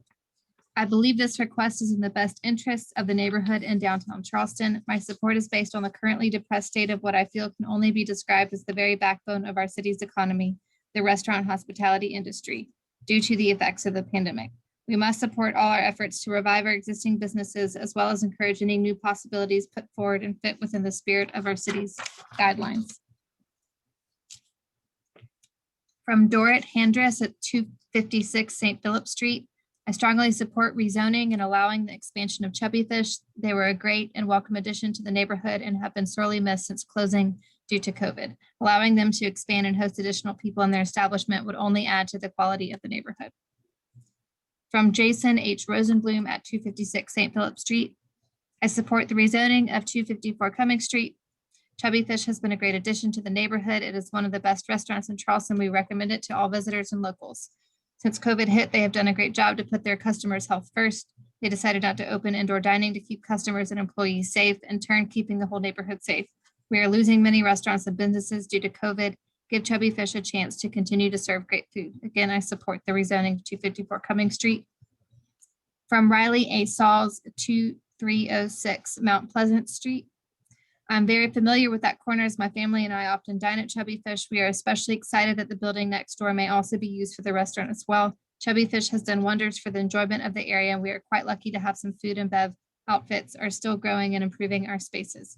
I hope you consider this and vote in favor of the zoning request. From John Ondo at 208 Grove Street.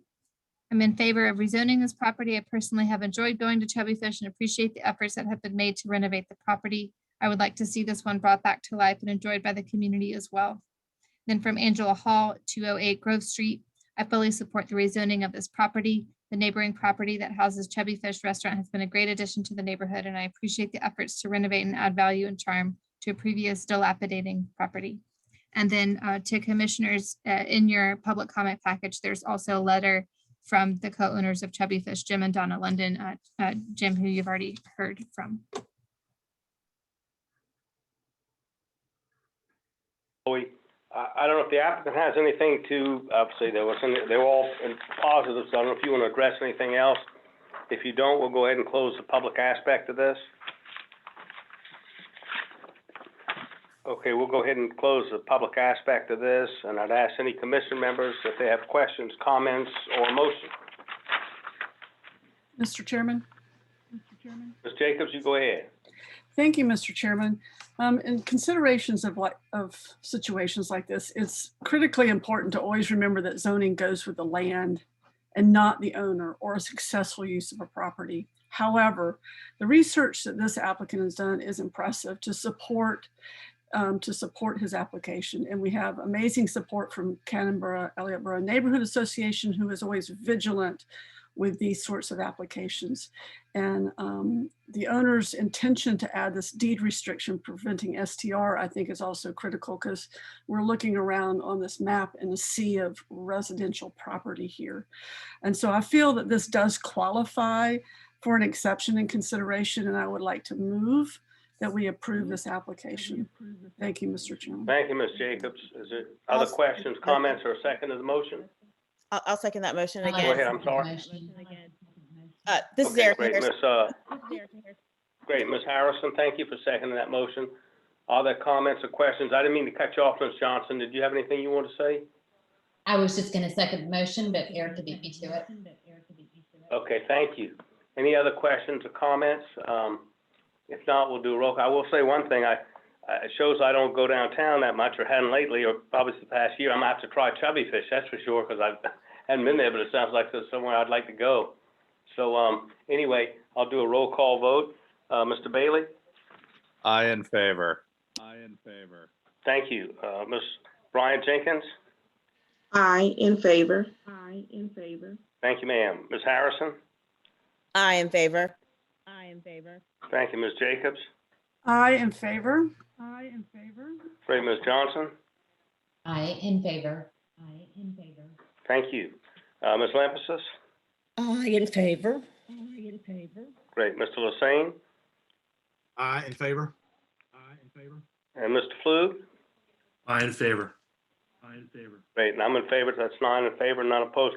I'm just curious, and again, maybe I'm out of touch. How many of y'all have been to Chubby Fish? I know they've been closed for a year.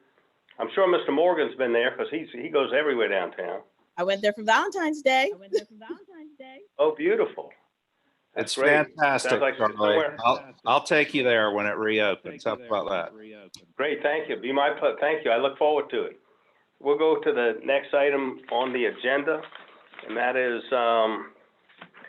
number 5, 860 Morrison Drive, Peninsula TMS 45902-000002 and 005, approximately 1.76 acres. Request for zoning of subject property included within the accommodations overlay, zoned Upper Peninsula UP. Mr. Morgan. Thank you, Mr. Chairman.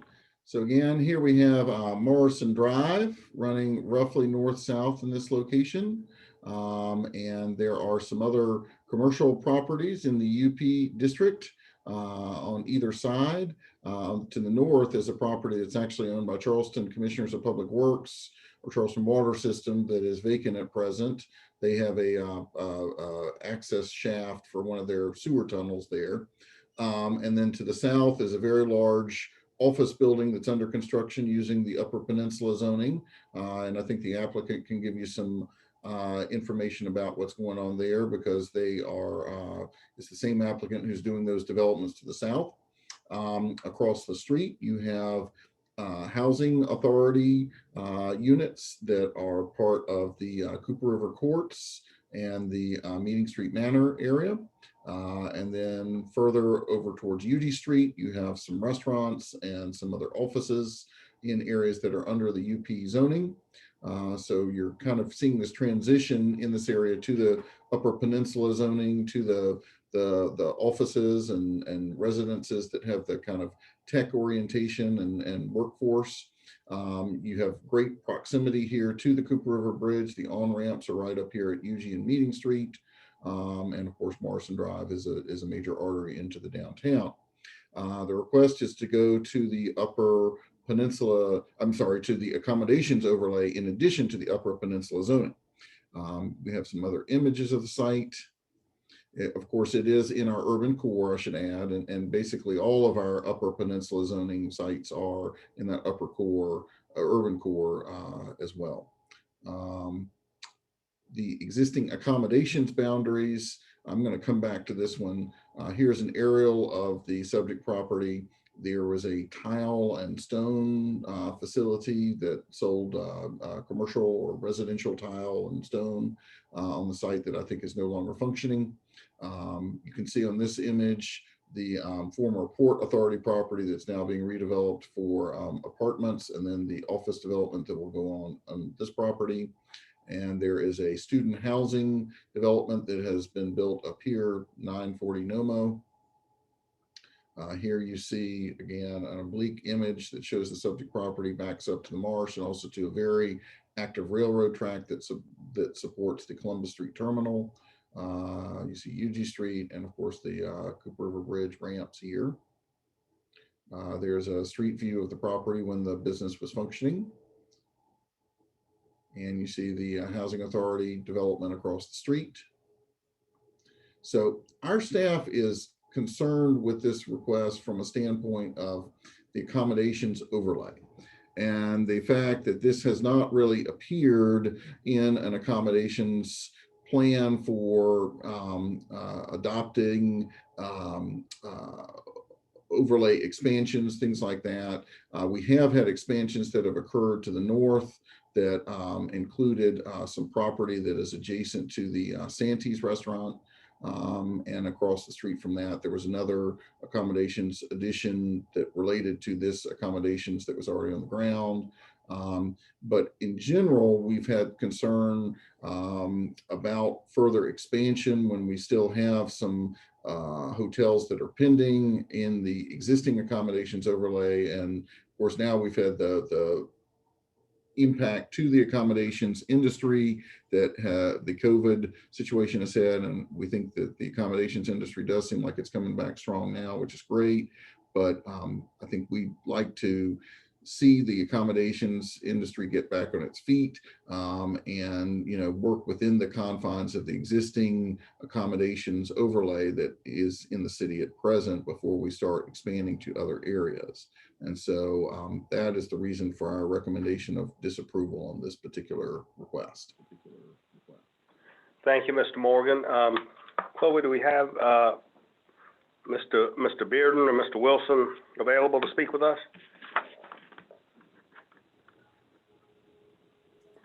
Yes, they're entering as panelists now. Great. Gentlemen, y'all go ahead whenever you're ready. Thank you. Okay, great. This is James Wilson. Can you hear me okay? Yes, sir. Great. Thank you very much, Mr. Chairman and members of the commission. So I'm James Wilson with Womble Bond Dickinson, and I'm here on behalf of the applicant. With me is Zach Bearden with Origin Development Partners. And we're going to sort of do this together. I'm going to hand it over to Zach to basically go first and give you a good description and explanation of the proposed project. And then after Zach has spoken, then I'll come back and add to that. But I'll let Zach take it first here. Good evening, everyone. My name is Zach Bearden with Origin Development Partners. This is my first Zoom Planning Commission meeting, so please bear with me. I'm actually here this evening at 860 Morrison, the proposed site, and we have a lot of the community members that and our neighbors from next door that have come out to support us. And anyway, we're having just an open forum and discussing the project. But anyway, this location and is unique, and not all accommodation requests are alike. And I think I'd just like to provide a little bit of context for our project so that it can help you guys see the vision that we have for Morrison Yard and how this piece of it completes it. Morrison Yard is approximately a $290 million investment in the city, consists of 386 market rate and affordable housing units, 40,000 square feet of retail, and 138,000 square foot Class A office. From the beginning of this process, our team has really sought to improve the community beyond our footprint. And some of the projects that we've worked on are new sidewalks for the neighborhood, crosswalks, bus shelters, new quiet zone, which is a safer rail crossing at Morrison and Johnson, a new light at Morrison and Johnson, a public bridge access to the pedestrian access on the bridge that's much safer than crossing at Cooper Street. And most importantly, we're working on a new waterfront park for the east side that's a former rail spur out to the Cooper River that's already used by residents for fishing. Next slide, please. This is just a site plan. You can see to the right of the plan is the mixed-use multifamily for Morrison Yard. The office building is the site to the left of Johnson Street. And then you can see the tile and stone store that actually sits there to the left of the office. Next slide. This is a view of the new proposed multifamily and the retail, and then there's some parks there as well. Next slide. A view of our office building that shows the uniqueness for the area and the scale and how it actually integrates with the environment. Next slide, please.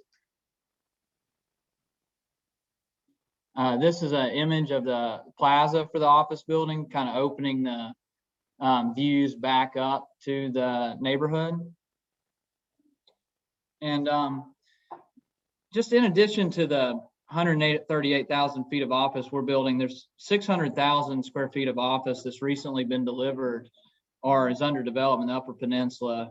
And a hotel situated in this location would significantly reduce traffic and congestion by capturing vehicular trips closer to adequate transportation infrastructure. And the ITE manual actually shows significantly more trips for residential or office use if we were to develop either of those on this remaining parcel. Currently, the closest site offering accommodations for this type of use exists just over the bridge in Mount Pleasant.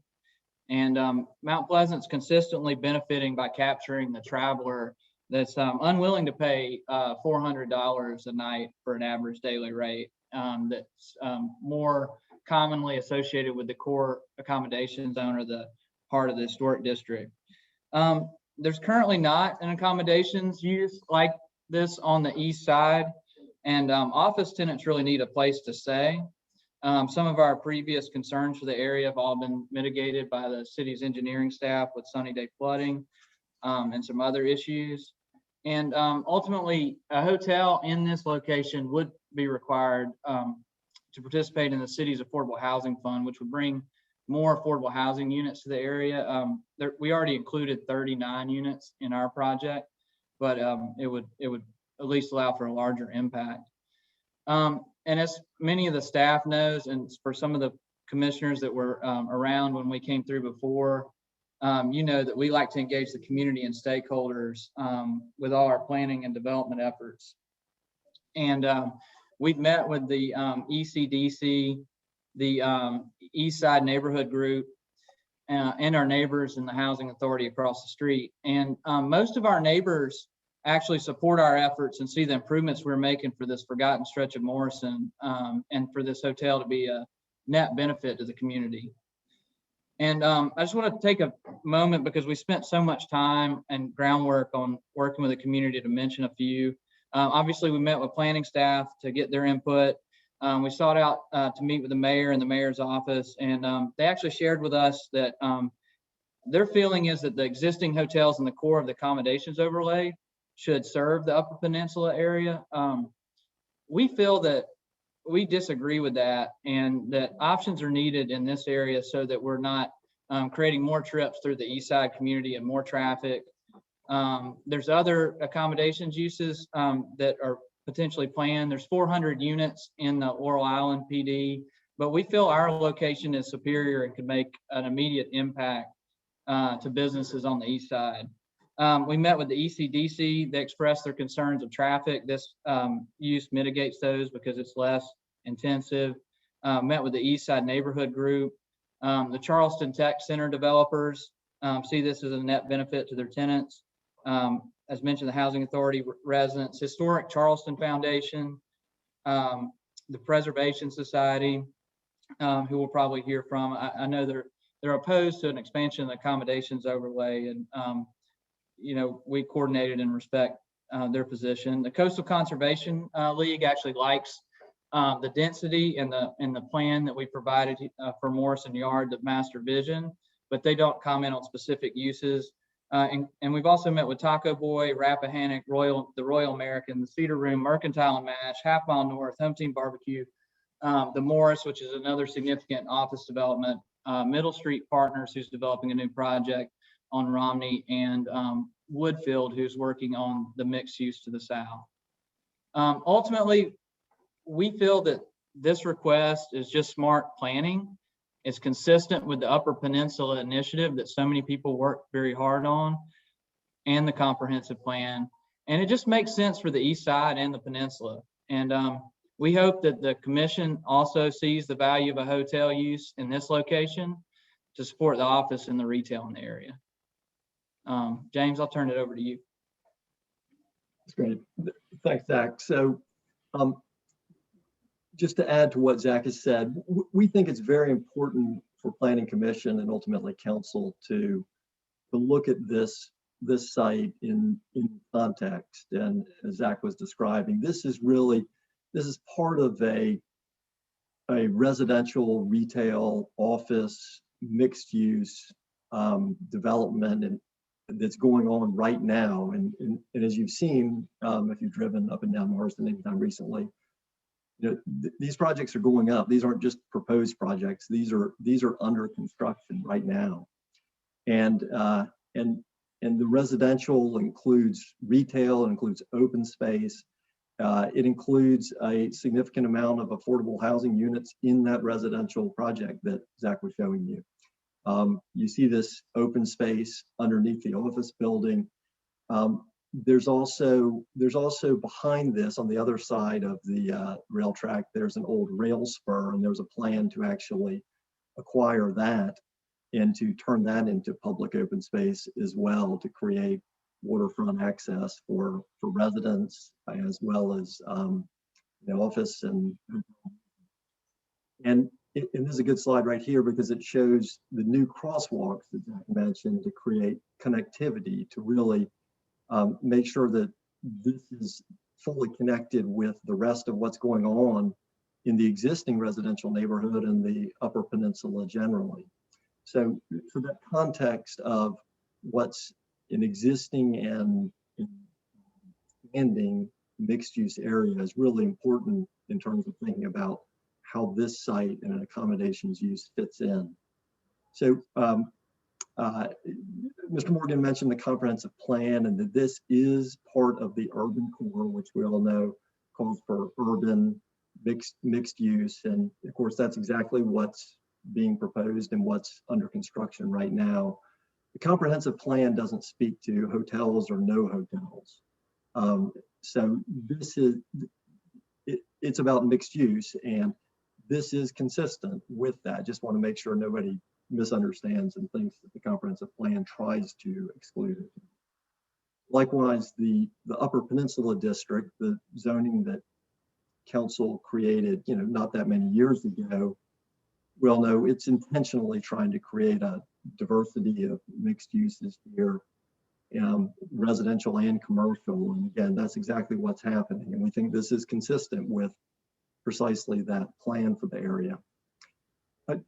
Mr. Morgan mentioned accommodations overlay and the question of its expansion. And so I do want to address that. Chloe, would you mind? Perfect, thank you. So what you're looking at here is the original accommodations overlay from back was adopted in 86 or 87. As you look at this, what you see is that what was envisioned was an overlay that allowed hotel uses basically in the gateways of the city, meaning coming in from the Ashley River bridges as well as the Cooper River bridges, and then coming in from I-26 and then going south down the King and Meeting corridor to the market area. And that was the original concept. And of course, as we know, that's changed over time to both narrow that overlay zone, but also to add specific parcels. Chloe, if you wouldn't mind going to the next slide for me, please. So this is the 1998 version of accommodations overlay. And what you see here are a few things. One is that, as the Cooper River Bridge was the old ones being replaced, that element of it is going away. Hadn't happened yet. 98, but was on its way. But what's important here also to see, you see that the accommodations overlay has been sort of chipped away, narrowed down here. But you also see parcels are being added to it, specific parcels. If you look over on the Lockwood Boulevard side, the city's added particular parcels over there near the marina and between the marina and the Ashley River Bridge.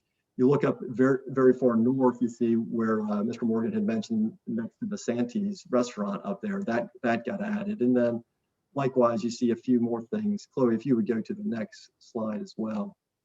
Here you see, this is in 2013, the site over on the west side on Calhoun has been added. You see the site next to the aquarium, as well as on just south of Calhoun over near the aquarium. And then you also see what's been added where the new Cooper River Bridge, the Ravenel Bridge, lands right there, perfect, where the intersection of UG and Meeting. So the point is that this, of course, the accommodations overlay, as we know, has evolved over time. It's been narrowed, but it's also been expanded, and new sites have been added to it by council very deliberately over time. It's also continued to evolve since 2013. So most recently, in the area that we're talking about, another parcel, as many of you on Planning Commission know, was added on UG Street. And then what's often referred to as that Flatiron hotel piece up north of the end of Morrison Drive was added as well. And then, of course, even closer to us, as you all know, Laurel Island includes a significant amount of hotel use that came through Planning Commission with their PUD recently. But the point is that this is a living, breathing thing. It evolves. It always has and will continue to do so.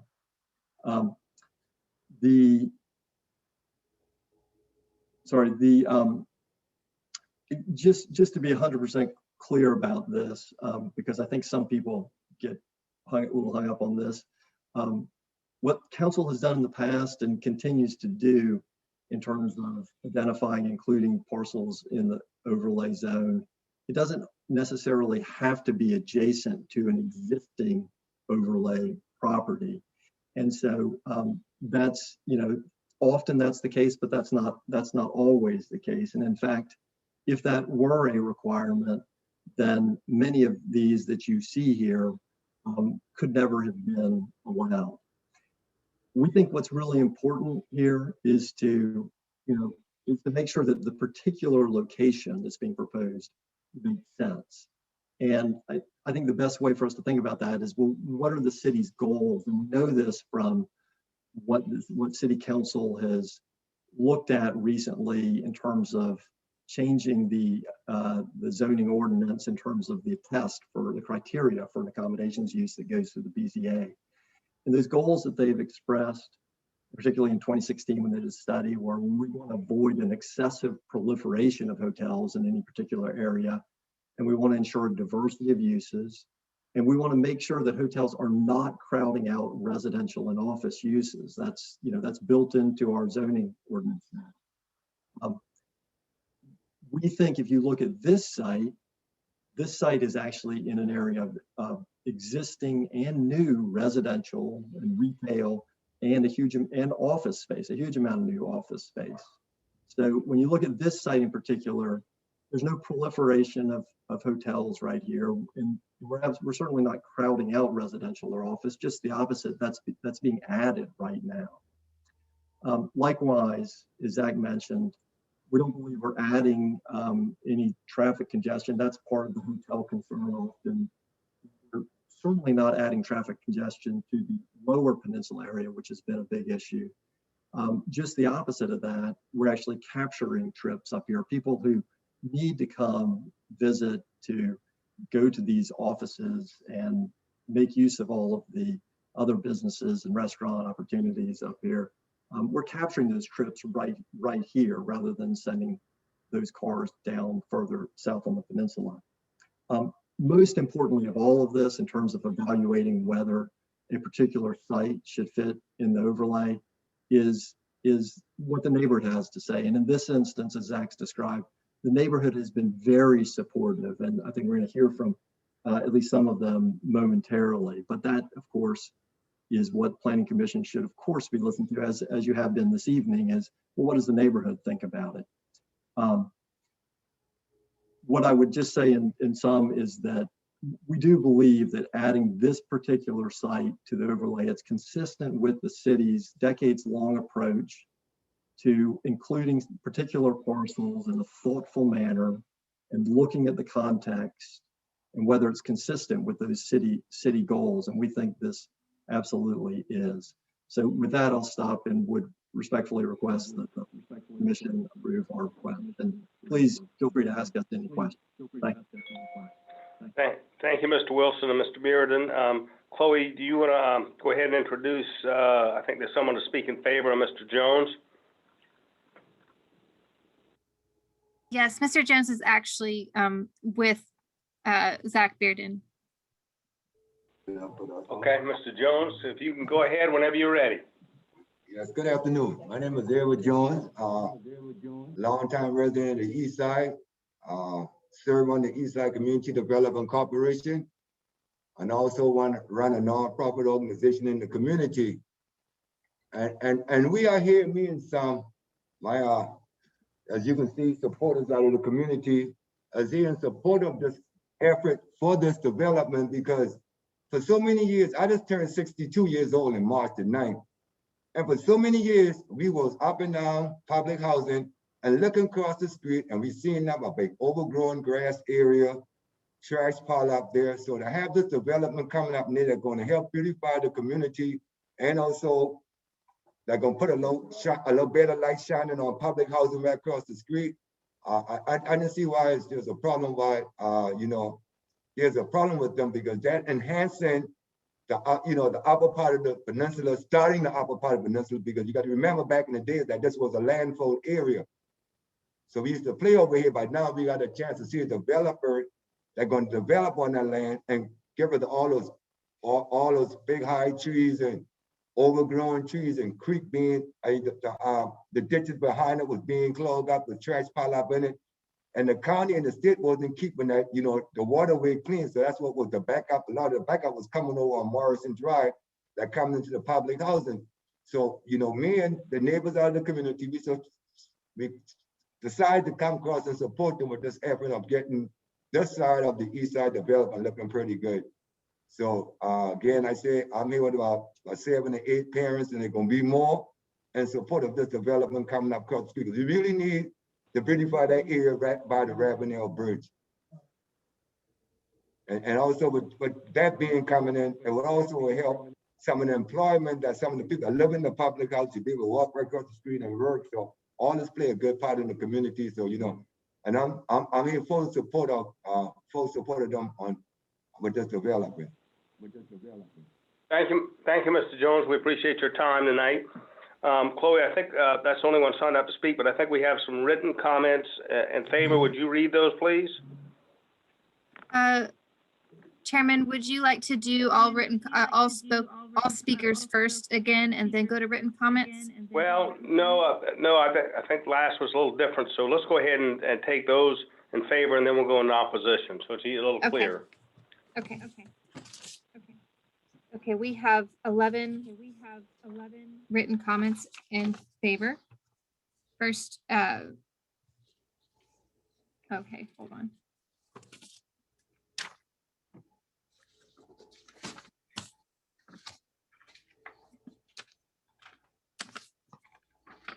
Okay, first is from Aaron Pope. Please accept this email as a letter of support for the 860 Morrison rezoning request. I would like these comments entered as part of the record for the upcoming public hearing by the Planning Commission. My support is based on both my tenure as resident of the East Side since 2005 and my experience as practicing city planner. I believe the public improvements proposed as part of the site development offer a valuable opportunity for public-private partnership that will enhance my neighborhood in ways that the city has not been able to on its own. The addition of sidewalks along Morrison will provide a safer and easier path for residents along this stretch of road. A public stair tower will provide a new direct connection to Wonders Way and points beyond. The addition of covered bus shelters will meet a dire need that has been repeatedly documented as a system-wide deficit for CARTA. If the plans for land donation work out, a new pier and public access to the waterfront would provide residents of the east side something that has long been reserved for the more well-serviced areas of the city. I've lived less than half a mile away from the site for 15 of the last 16 years. I've seen tremendous change come to the east side. This includes massive new city developments built in and planned for the Cooper River Bridge redevelopment area. There has not been a corresponding improvement in the public realm. I'm excited by the MLK pool renovation and plans for a linear park to connect the low line to the bridge. I hope that the city can recognize the value and necessity of private public improvements to complement these efforts to improve the quality of life for residents.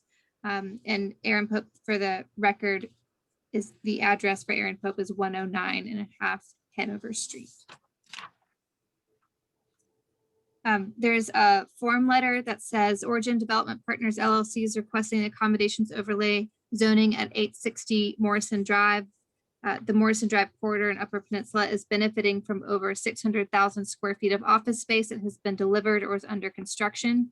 A hospitality use, in parentheses, business hotel at this location will support the office tenants, restaurants, and retail in the immediate area with minimal traffic impacts. By signing below, I am indicating my support for the accommodations overlay zoning at 860 Morrison Drive. The following people signed this. Seven signatures, one from John Hand at the Charleston Tech Center, another Ross M. Cohen Jr. with the Morris, Kyle Anderson with Rappahannock Oyster Bar, Kara Lee Fowler with Taco Boy, John Kinney, the Royal American, Steve Palmer, Mercantile and Mash, the Cedar Room, and Vishal Patel, multiple restaurants on Meeting Street. And some additional letters here that were sent. One is from Michael Woody with Ravencliff Company. I'm writing this letter of support for the Origin Development Partners 860 Morrison Drive proposed 144 room business hotel, which is under current planning commission consideration. With a large amount of existing under construction and proposed office development in the area, the nearest business hotels are in Mount Pleasant, which serves of only limited value to the city of Charleston. I also appreciate the fact that transportation infrastructure in this area of the peninsula appears to be more than adequate to support additional development. We have got multifamily residential office and restaurants in the neighborhood, but have no hotels. Seems like a great opportunity. After things start returning to normal, it would be great to grab a cup of coffee with the personal note to catch up. Okay. Okay, Ryan Knapp, Managing Partner with Middle Street Partners. Purpose of this letter is to express support for Origin Development Partners, 860 Morrison Drive, proposed 144-room business hotel currently under consideration. Given the growing amount of office space in the area, we need more hotel units specifically to create walkable opportunities for business travelers visiting us and other Upper Peninsula-based businesses. From Mike Schwartz with Woodfield. Again, stating support for the rezoning request. With all of the momentum building on the east side with both the office and our apartment development making up Morrison Yard, this is a perfect use to build a connection to the rest of NoMo. A hotel use on this site will help to further activate the street and build a more walkable, vibrant east side. One of the many attributes that attracted us to the site that is now Morrison Yard is significant transportation infrastructure in the area, making it one of the more convenient areas on the peninsula to live. And that is it. And that concludes the written comments in favor, correct? Correct. Okay, so let's go ahead into the, I think there's Mr. Turner's signed up to speak in opposition, is that correct? Is he available? Yes. Hi, Mr. Chairman, members of the commission. This is Brian Turner with the Preservation Society, Charleston. And we appreciate the applicant's efforts, first of all, to reach out to the community. That's very laudable. And that being said, as the applicant referenced, the Preservation Society agrees with the city's staff's recommendation for disapproval of the rezoning request. And I'd just like to stress two main points. First, as Mr. Morgan pointed out, this really gets back to what the accommodations overlay is intended for. And that's to manage the rampant hotel growth and provide predictability for the city's residents as to where new accommodations uses are going to be located. Piecemeal rezonings within that overlay really don't support this goal, and so we ask that you look with some skepticism on that. Second, the parcel should remain in the UP zoning district, which was specifically created for this part of the peninsula to promote sustainable growth and really heavily emphasize workforce housing. Every new accommodations development is a foregone opportunity to address the city's critical housing affordability gap. So as you consider later in the evening how the commission can support strengthening the workforce housing ordinance, approval of this request would be counterintuitive. In light of these points, we urge the Planning Commission to recommend disapproval. Thank you so much.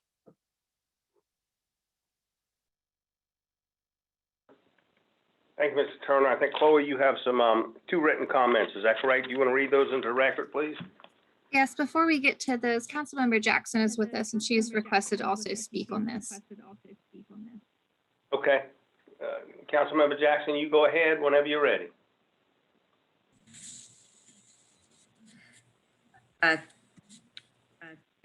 Can you hear me? Yes, ma'am. I can hear you now. Thank you. Yes. Thank you so much. I really appreciate the opportunity. I am a sitting city council woman, and you know that I'm a groupie of the Planning Commission meetings. I usually try to adhere to my own principles in watching the conduction of your business by not weighing in on a particular property. And I also try very hard not to find out from the staff ahead of time what their recommendations are to your consideration. So in this case, I did not know the staff recommendation, so I'm very pleased to know that they are recommending against the inclusion of this property in the accommodations overlay. I am breaking my personal rule of speaking against 860 Morrison Drive to be included in the accommodations overlay. I feel strongly in my life and the way that I've understood a holistic economy for any community, but more importantly, in the way that the city has experienced our sources of revenue, especially during COVID, where it basically hit us, you know, in the face like another big tsunami wave, that accommodations are a huge part of our ongoing operating revenue that we move into the general fund for serving our citizens. And I'm very proud of the broad-based economy that is being created by the, you know, let's just call it the digital corridor, and especially the efforts that the city has organized in public-private partnership with Ernest Andrade and his mission to bring technology to the city as a huge contributor to our economy. I don't know if Ernest has written a letter. I think he's very judicious in the way that he speaks out in public about his opinions on land use. But we know that the Upper Peninsula, especially above Morrison, in the NOMO area, has been a very popular location for the technology industry to settle in. And I appreciate that, you know, people who come and go for business need to have places to stay. I do feel like we can accommodate that in other areas of the city. We're trying very hard to revitalize West Ashley, which is just up the road and across the bridge, where we're trying to make Route 7, Sam Rittenberg, into a corridor that welcomes people to stay. So I think we have a lot of opportunities to accommodate the hotel use that a digital corridor would need. Frankly, you know, most of those owners and workers work digitally. That's the intent of a technology enterprise like that. So I'm very glad to understand that the staff has recommended that you all vote against this request. And I look forward to having it come to council. Thank you very much. Thank you very much. Thank you, Councilmember Jackson. Chloe, will you now read into the record? I think there's two people that were in opposition that have written comments. You want to read those into the record? Yes. The first is from Beatrice Bernier at 38 Nassau Street. As a resident of the east side, I am opposing the inclusion of these properties. This property is not part of the accommodation district and should not become a part of it. It would be bad precedent, and this area and others on Peninsula will be overwhelmed by hotels. Just see Meeting Street, where great numbers of large hotels are located. They are dead with no street life and unwelcoming. Most offer poor ground floor use, uniform and function, and limited to niche gyms / workout studio or bland restaurant for hotel patron users. Such uses are so predominant that they alter the quality of life and do not address residential neighborhood needs. Most people who work there commute from somewhere else in Greater Charleston, so it is not like they're going to provide job to the neighborhood it abuts. In the aggregate, it will not add to the diversity and mix of uses, as we have too many of these particular uses already on the peninsula. On the other hand, more offices, housing, and recreational uses with access to marshes will benefit the area. And from Cindy Wofford at 8C Elliott Street, to vote against 860 Morrison as a hotel development. Thank you, Chloe. Mr. Wilson and Mr. Bearden, would you like to address some of the concerns or have anything else to say on this as applicants? I think we would. I'd like to start, James, and I'll let you jump in. But you know, this is truly a mixed-use node. We've created a whole new node of activity for what was a forgotten portion of Morrison Drive, and so we've really worked hard to reknit the urban fabric. This hotel use here just makes sense from a planning standpoint to us. It does not impact the neighborhood because it's across a 4-lane road that is Morrison Drive with high vehicular counts. It captures trips on site between the uses. Just to clear something up, this site will remain in the Upper Peninsula. It can be developed for all of the things that we're doing now. and that could be envisioned under UP. This is just a less intensive use as it relates to traffic. It would require, if approved, a payment into the city's affordable housing fund as that evolves. We'd love to do that. We believe in a support affordable housing. We incorporated it in our own project before it was even required in the UP. I serve on a board that supports affordable housing, so we'll make sure that's a part of our project, our development going forward. And we did coordinate with Ernest Andrade, and we did speak with his partner as well. And so I just wanted to address that. And so anyway, I'll turn that over to turn things over to James. James, if you have anything to add in response. Yes, please. There, I mean, we heard a couple things there, and generally this idea of too many hotels and rampant hotel growth, and but as Zach said, I think you've got to look at this in context. What's being there's not a rampant expansion of hotels on Morrison Drive. The city, Planning Commission and the city saw fit. They looked at Laurel Island. They said, hey, that's a mixed use area. Hotels should be part of that mixed use area there. Well, this also is a mixed use area. This is expanding, it's developing with new office, new retail, new residential, new affordable housing. All of that is happening. We believe that Planning Commission and Council should look at it in that same context. Absolutely. The city has spoken loud and clear. We don't want over proliferation of hotels. You don't want hotel after hotel after hotel.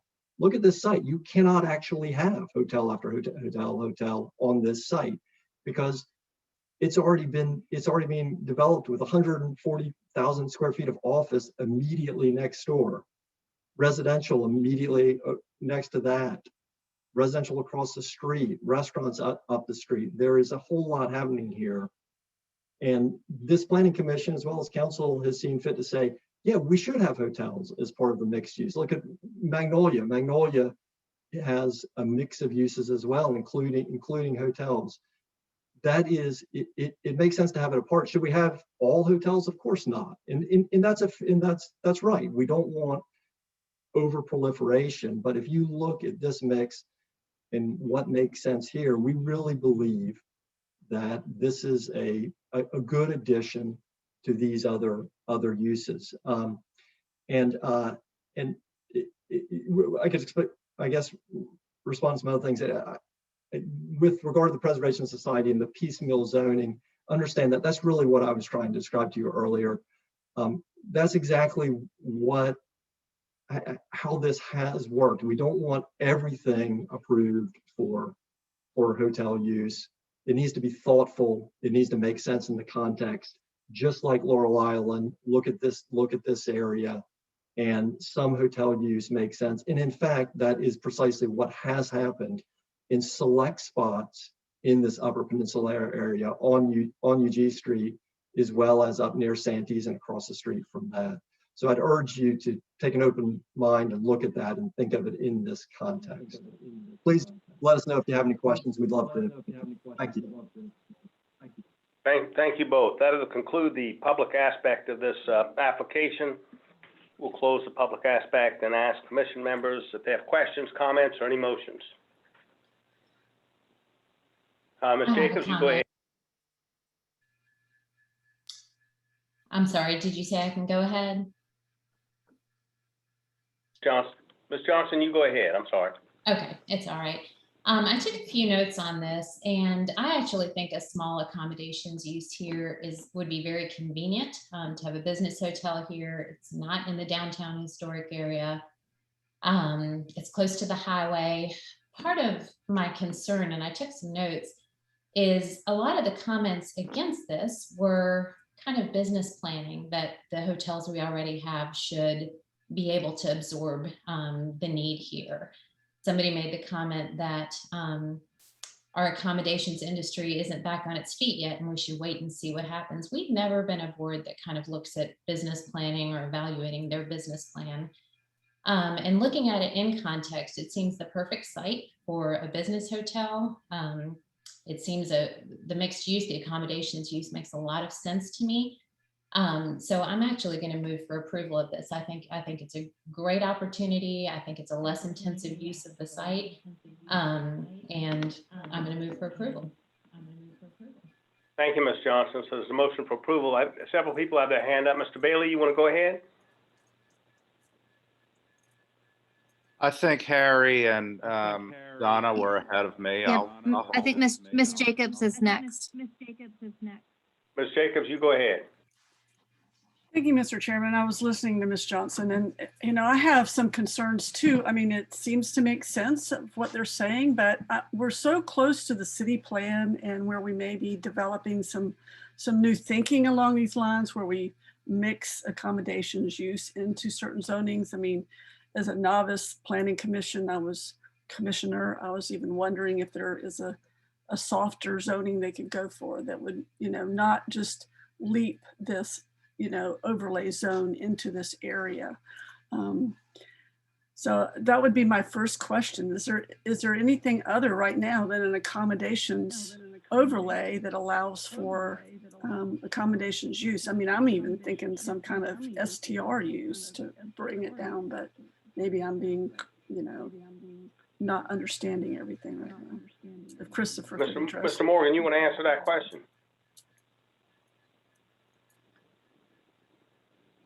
You're on mute. Sorry about that. So, Ms. Jacobs, are you asking if there's a different type of use for this or a different? No. I'm asking if accommodations zoning overlay is the only type of zoning that allows for accommodation use. Because I know the use of overlay is confusing because it's oftentimes used for a section of town. Yeah, in the city, all our accommodations uses are in the accommodations overlay, with the exception of what was approved for Magnolia, the Magnolia PUD, and for the Laurel Island PUD. There might be one other PUD somewhere, and then of course Daniel Island is a little bit different too. So, a individual PUD just for a hotel, probably. I mean, in certain instances, we've had those. We've had that at the old Wendy site at Spring and Cannon, but that was actually more than a hotel. That was a parking deck and some other commercial stuff. So just for a hotel, that would be kind of unusual. Okay, thank you. Thank you, Ms. Jacobs. Did you have anything else that you want to add? No, thank you. All right, Mr. Lassane, you go ahead. Thank you, Mr. Chairman. I actually would like to second Ms. Johnson's motion. And it's very unusual that I go against the city recommendation, but I believe that the applicant's arguments make sense to me. One of the things that we just did in the previous item is that we looked at a specific site and we really sort of went against the common thinking about how we approached commercial zoning in Elliott Borough, Cannonboro, because of the specific site that was. And the commission voted unanimously to really take a different approach to what we usually do with commercial zoning in Elliott Borough, Cannonboro. And I think that's what the applicant is asking us to do in this case. They're asking us to look at a specific site and the appropriateness of extending a different use to that site. And in this case, it's an accommodations overlay. As the applicant mentioned, the zoning doesn't change. It's still Upper Peninsula zoning.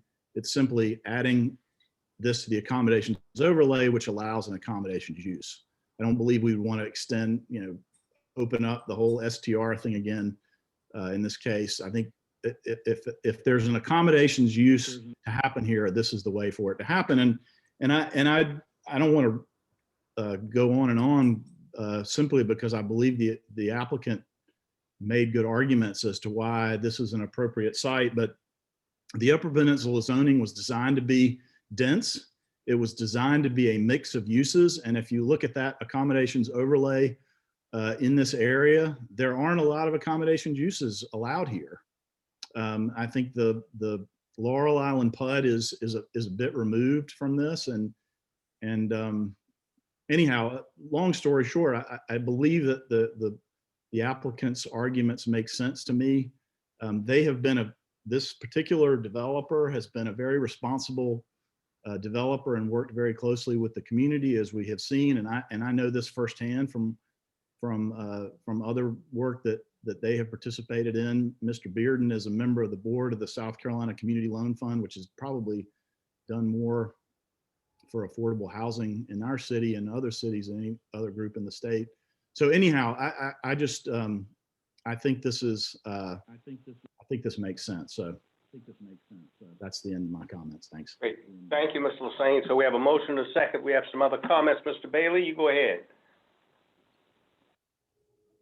Thank you, Mr. Chairman. It's always smart to let Harry go first because he makes most of the good comments and I don't have to repeat them. But I did want to say that I agreed with what Ms. Johnson opened with, that I don't know that it's appropriate for us to be considering whether or not it's good business or not for a hotel. I think that's up to the market to decide.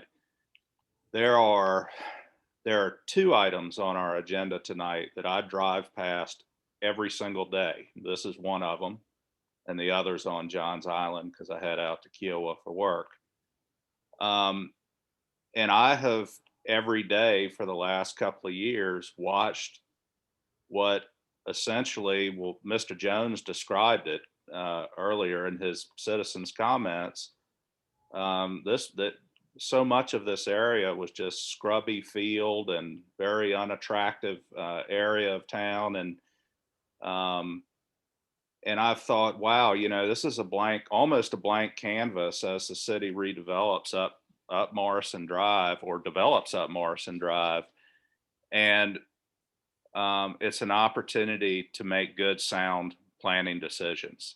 And I think, as Mr. Lassane said, the applicant makes a very strong argument. And it's shocking to hear that coming out of my mouth because I have probably contributed to the narrative that hotels are a four-letter word in the city of Charleston. And I think they are in some locations, but in this particular spot, I think it makes sense. And so I'm going to support the motion as well. Thank you. Thank you, Mr. Bailey. Ms. Harrison, you go ahead. Thank you. I'm going to be in support of this motion, but I think one thing that kind of speaks volumes is the fact that you had Mr. Jones speak. And if anybody knows him, they know that he is very ground oriented and fundamentally is a part of his community. And so when you have someone of that nature say, this is something I want, I think we have to kind of take a look back. We have to take that moment to step back and say, what is it, the comprehensive plan, or are we talking about what an entire community needs? And, we've been talking about our comprehensive plan, but we've been also talking about how do we, make these decisions kind of in this in a new realm, in a new paradigm, in a new way of thinking about diversity and equity. And at first I was thinking, my idea of this is that this is only going to kind of be this domino effect, but in the sense that Mr. Jones has said, this is something that he wants for his community, and people, actually physically come into to speak on this because of access. That tells me a lot about why this is particularly important to them as a community. And so that's why I think I have to support this particular application. Thank you. Thank you, Ms. Harrison. Ms. Lymphosis? I am going to support Ms. Johnson's motion and Mr. Lassane's. He beat me to the second, and also what Mr. Bailey said. I think that this is a perfect spot for a small hotel, and I also believe that having the East Side neighborhood come forward and support it makes me even more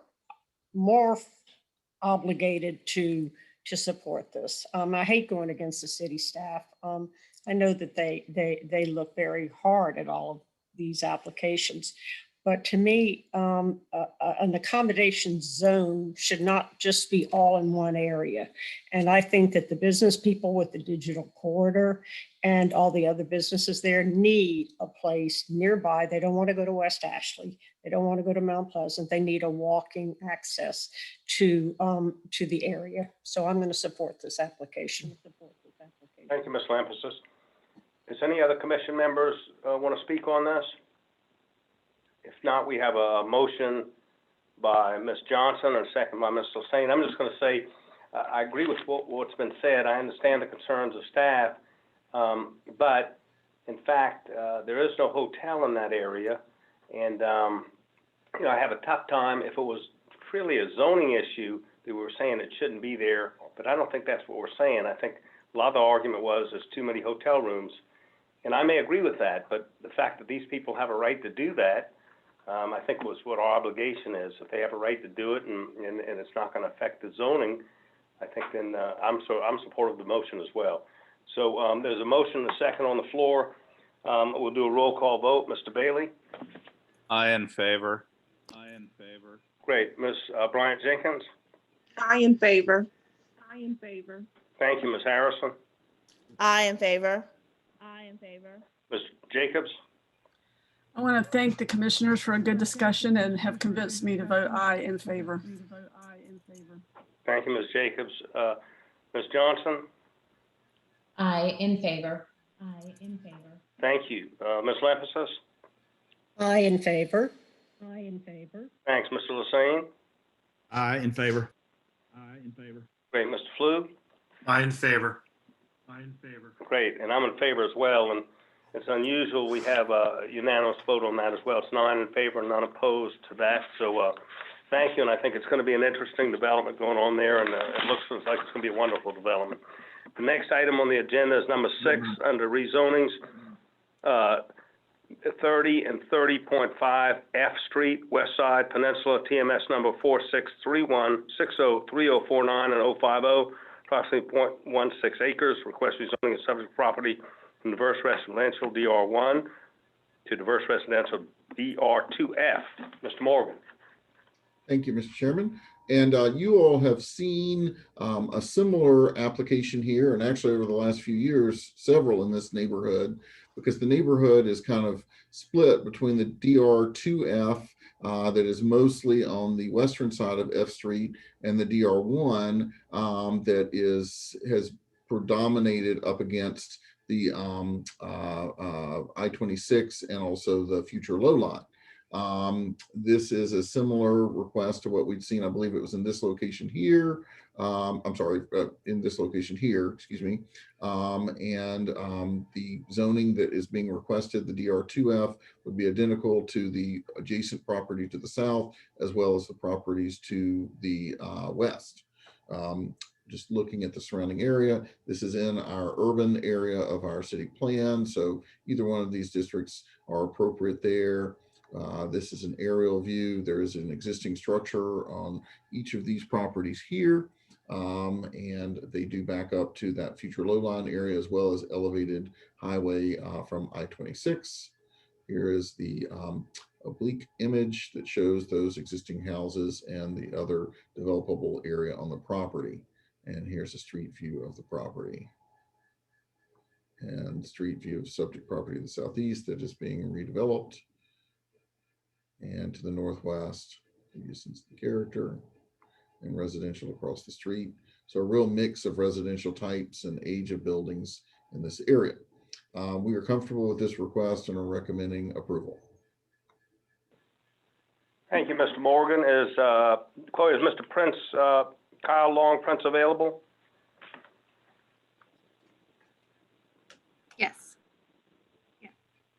Sir, you go ahead whenever you're ready.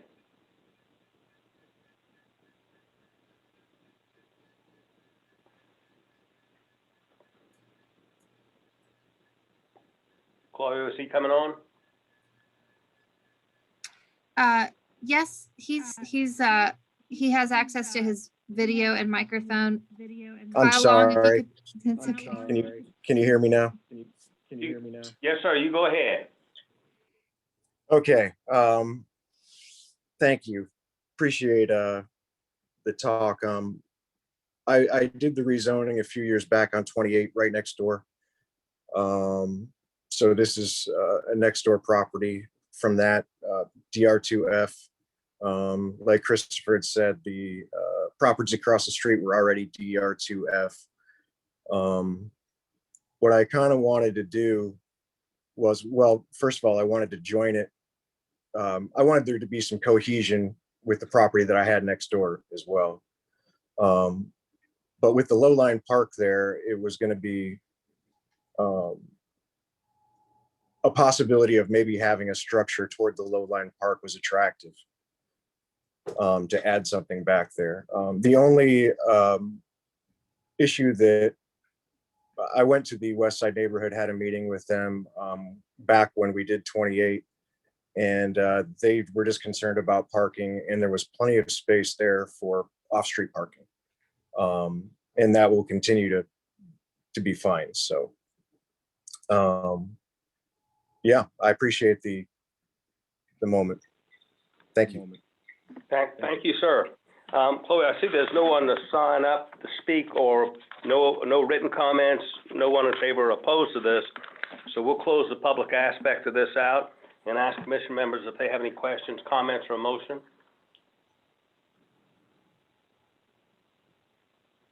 Pretty quiet out there. Mr. Chairman, I'll move for approval, but I'd also like to add a little comment. If no one drove down that area on H Street, there's the most adorable little house on a trailer wheel back there. You should go see it. Go eat at Leon's and then drive down H Street and see the tiny house that's been put back there. It's adorable and probably going to be conducive of what gets done in that area. But I move for approval for this property.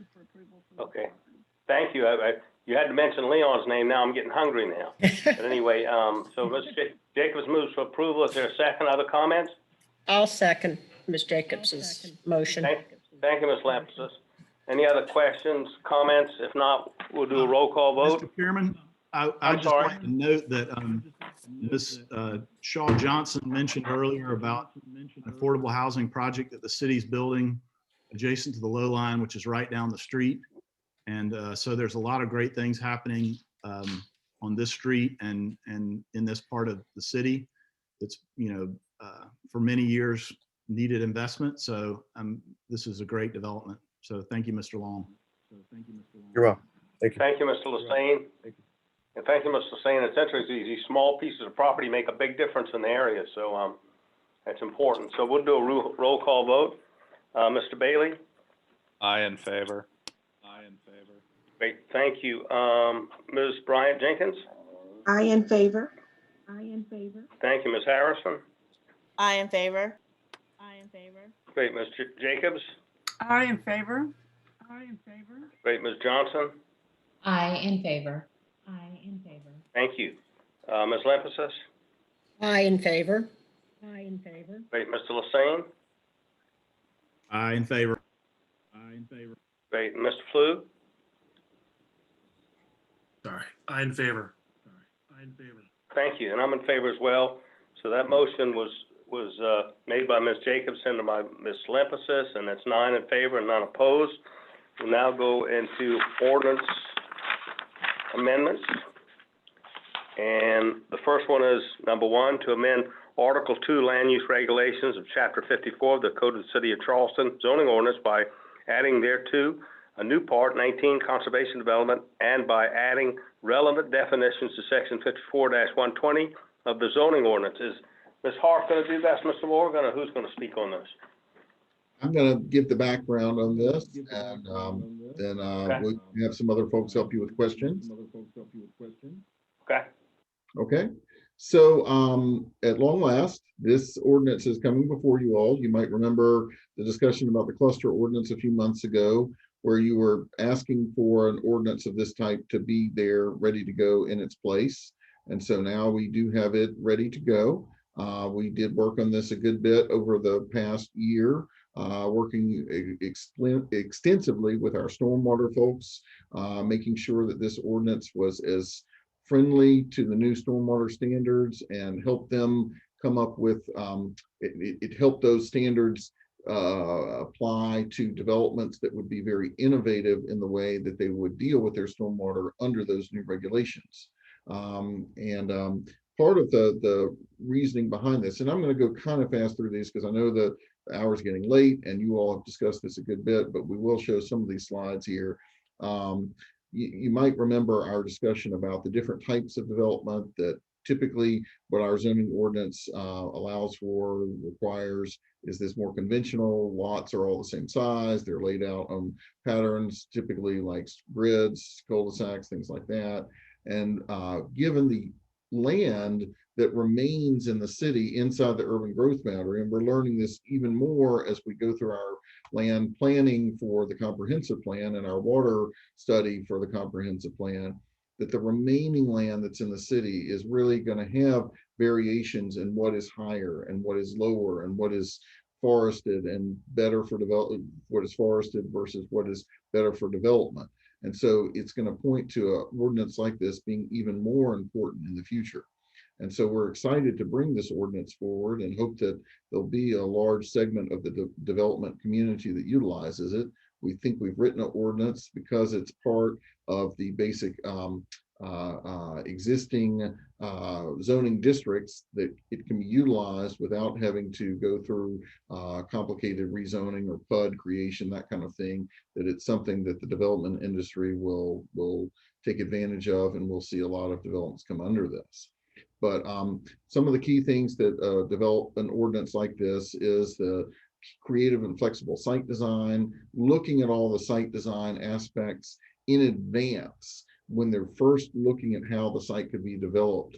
You know, where are the forests, where are the views, where are the wetlands, where are the higher areas of the site that are better to build on, where are the lower areas that should be staying away from. So it's all so important and becoming more important each day as we deal with our storms and our sea level rise and just the things that have gone on in the city over the last decades. So just kind of progressing through some of these, it would apply to the SR1, the SR7, the RR1, or the conservation ordinance. A good percentage of our city, I wish I had that figure in my head, but a good percentage of our city, and I would hazard a guess 30–40% at least, is zoned this way. So there are a lot of sites that could apply for this. However, you do have to have at least 10 contiguous gross acres. It could be through combining several sites together, or it could be on one site. Of course, the same net density as the base zoning. So if it's SR1, 4.9 units an acre, you know, that is what you get for the conservation, but you don't have those minimum lot size. And it is important to understand that ADUs are allowed in this ordinance, just like they are now in other parts of the city, assuming that they are workforce housing units, and then also workforce housing units themselves. Both the ADUs and the workforce housing units themselves don't count towards net density on the site. So it's a way to encourage some affordable units in the midst of these other standard market rate developments. We have the pre-application site review before the TRC submission. So that's a new step in the process, but it lets designers and engineers really get together and discover and learn what is best way to utilize the site itself before you even get deeper into that TRC process. And the upfront information, all conservation trees, wetlands, OCRM critical areas, man-made natural water bodies, water courses, all that have to be looked at in advance before you get your full TRC review. This is very important to follow along with the Dutch Dialogue's recommendations that talk about water being first, understanding where the water is, getting limited impervious surface. By virtue of the lots not having a minimum lot size, you get smaller driveways, you get more compact areas that have that impervious surface. You get preservation of existing wetlands. We also have to have in this ordinance a 30-foot wetland buffer. 75% of existing wetlands can count towards required open space because that incentivizes leaving wetlands undisturbed. And I know that's been something that a number of folks have talked about, but our stormwater folks really feel that that is something that will help encourage leaving wetlands undisturbed, that if they got a lower percentage of that, there might be more pressure to get that half acre of wetlands filled. And I don't know how much you all understand in this criteria, but typically getting about a half acre or less of wetlands filled is what's called a nationwide permit. And those are very often easily granted. Now, if you're going more than a half acre of wetlands, then it's more complicated, but we don't want to even see those necessarily have to happen. We'd like to have ways for people to be encouraged to preserve all their existing wetlands, and that's one of the reasons for that high percentage there. We feel like green infrastructure and pre-development hydrology is very important, and understanding the green infrastructure and pre-development hydrology, and this ordinance goes a long way towards those criteria. Just going to zip through here. It incentivizes the creation of workforce housing because it doesn't count towards your net density, and it allows for single family attached only if 20% of it includes workforce housing. The ADUs, as I've already mentioned, it's important to understand when you're looking at the affordable housing aspects of this ordinance that as we roll into our comprehensive plan, you all have heard this before, but I'll mention it again, 42% of the city of Charleston residents are cost burden. In other words, that means that they're having to spend more than 30%, which is the recommended level of expenditures in an average family's budget. They're having to spend more than 30% of that budget on housing. So we've got this real strong situation here where we've got to provide more affordable housing options. And our studies for the comprehensive plan show that to eliminate these cost burden situations in the city, we'd have to have at least 16,000 units built over the next 10 years. Surely a tall order, but developments like these conservation developments with the incentives there are for affordable housing can help meet that goal. This is the different areas of the city and the different number of units that are needed to meet that cost affordability goal. And you can see it's widespread, it's throughout the city. It's less populated areas like Cainhoy still have units that are needed. And then of course, West Ashley leads the city as the most populous area of the city in needing 6,000 units over the next 10 years. It's going to be a hard goal to meet, but we want to do everything we can with our zoning to help try to meet that. So here we have the actual ordinance itself, and we can certainly go through kind of line by line. I think you all got these in advance, so I'm happy to do, particular line questions and all. I'm not going to read through the entire ordinance, but essentially it is using the staff expertise to have the development community bring those concepts to the staff for the initial reviews, even in advance of the TRC process. We've got incredible folks on our staff that know the stormwater situation, that understand the trees, the wetlands, the beautiful aspects of these sites that need to be preserved. And we think we can really get a high quality product. We felt like we were getting a pretty good product with some of the cluster developments, but this is going to be even better one, and it's going to work even better with our stormwater codes that we have in place now. And with that, I'll kind of open it up for questions, or I guess we've got some public comment too. Yes, sir. Thank you, Mr. Morgan. Chloe, I think we have two people signed up to speak. Councilmember Jackson, is she available? Yes, Councilmember Jackson, whenever you're ready. Thank you, Mr. Chairman. Thank you, Council. I really appreciate the opportunity to support this ordinance in its current form.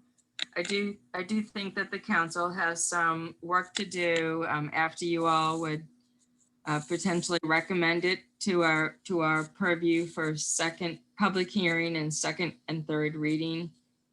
We've heard some really good comments from organizations like the Coastal Conservation League, who study all of these, these zonings and the principles behind them. But overall, this is head and shoulders over the cluster ordinance that I was the sponsor of sunsetting a few months ago. So I appreciate greatly your attention to that request and the reasons that now the city staff is back to you with this conservation ordinance. We know that we've got land that is very complicated to develop, to say the least, And we have not yet taken delivery of the city plan that takes into consideration the analysis that's done by the Wagner and Ball consultants who did our Dutch dialogues. So I think we've got, this is an ordinance that will be exemplary for how we're paying attention to land use and the conditions that we have remaining to approve for any sort of housing density. So I would encourage you to vote yes on this ordinance. And we look forward to entertaining your recommendation. And Mr. Chairman, if I could, can I be so bold as to ask that I could also support the next ordinance that you all are going to consider, the workforce? Sure, for the sake of time, you're not going to be able to be with us. You go ahead and I'm support that as officially well. on vacation. I'm celebrating with my husband our completion of vaccines, and we're in a lovely place, and we're supposed to be going out to dinner. So I would appreciate being able to support the MU workforce housing amendment, incorporating the change to the fee in lieu.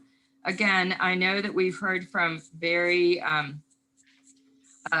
vigilant organizations who have studied all of the iterations of how we do workforce housing best in the city. And I personally intend to pay attention to their recommendations and hope to add in additional amendments, especially for the included units that would retain them for in a permanent mode as opposed to 25 years. But in the meantime, we hope that you will recommend this back to the council. I really appreciate the opportunity to support both ordinances in front of you tonight. So thank you very much. Thank you, Councilmember Jackson, and you stay healthy and glad you got your vaccines. And we always appreciate your taking time to be with us. It shows a lot for the interest of City Council to be with our meetings, and thank you. I think we have Ms. Drolet to speak also in favor. Is that correct, Chloe? That's correct. We'll go ahead whenever you're ready. Thank you, Mr. Chairman. Cashin Drolet, Historic Charleston Foundation. The foundation is supportive of the Conservation Development Ordinance before you this evening, which will afford further protection of wetlands, trees, historic structures, and cultural resources in suburban areas of the city. The ordinance is consistent with the recommendations made in the Dutch Dialogues Charleston final report, as it will allow for prioritization of development on high ground, protect natural and cultural assets, and avoid placement of future residents in risky flood-prone areas. Respectfully, the foundation encourages commissioners to recommend approval of the ordinance this evening. Thank you. Thank you, Ms. Drolet, and I think that's everyone, Chloe, you'll correct me if I'm wrong, that signed up to speak and no written comments that we have. So that'll close the public aspect of this. And then ask any commission members if they have questions, comments, or any motions.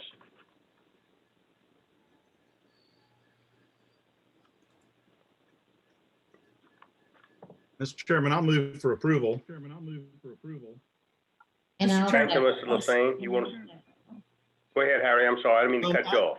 I was just going to say, both this ordinance amendment that we're looking at now and the one we're about to look at reflect what a good city ought to be doing, and that is policy, which both the cluster ordinance and the changes to the fee in lieu or the fee in lieu ordinance. And as we learn how to make things better, we change them and we make them better, and that's what's being done here with the cluster ordinance, conservation development ordinance, no minimum lot size, all the things that Christopher talked about. I just think it's the way a good city operates. So I will support this. Thank you, and I appreciate that motion. Ms. Jacobs, you had your hand up. You go ahead. I think Mrs. Limbus has had her hand up before me. Well, I recognize you, so you go ahead. Sunday will wait a Okay. minute, I know that. Thank you, Mr. Chairman. I will second Mr. Lassane's motion, and I just want to thank staff profusely for their hard work to get this, very elegant ordinance back to us so swiftly and incorporating so many things that have been learned over the last couple of years, working with the Dutch dialogue people and stuff like that. I was very heartened to see that workforce housing within this ordinance will be maintained in perpetuity. I just have one question as to why we chose the minimum acreage of 10. If I could I'd just like a clarification.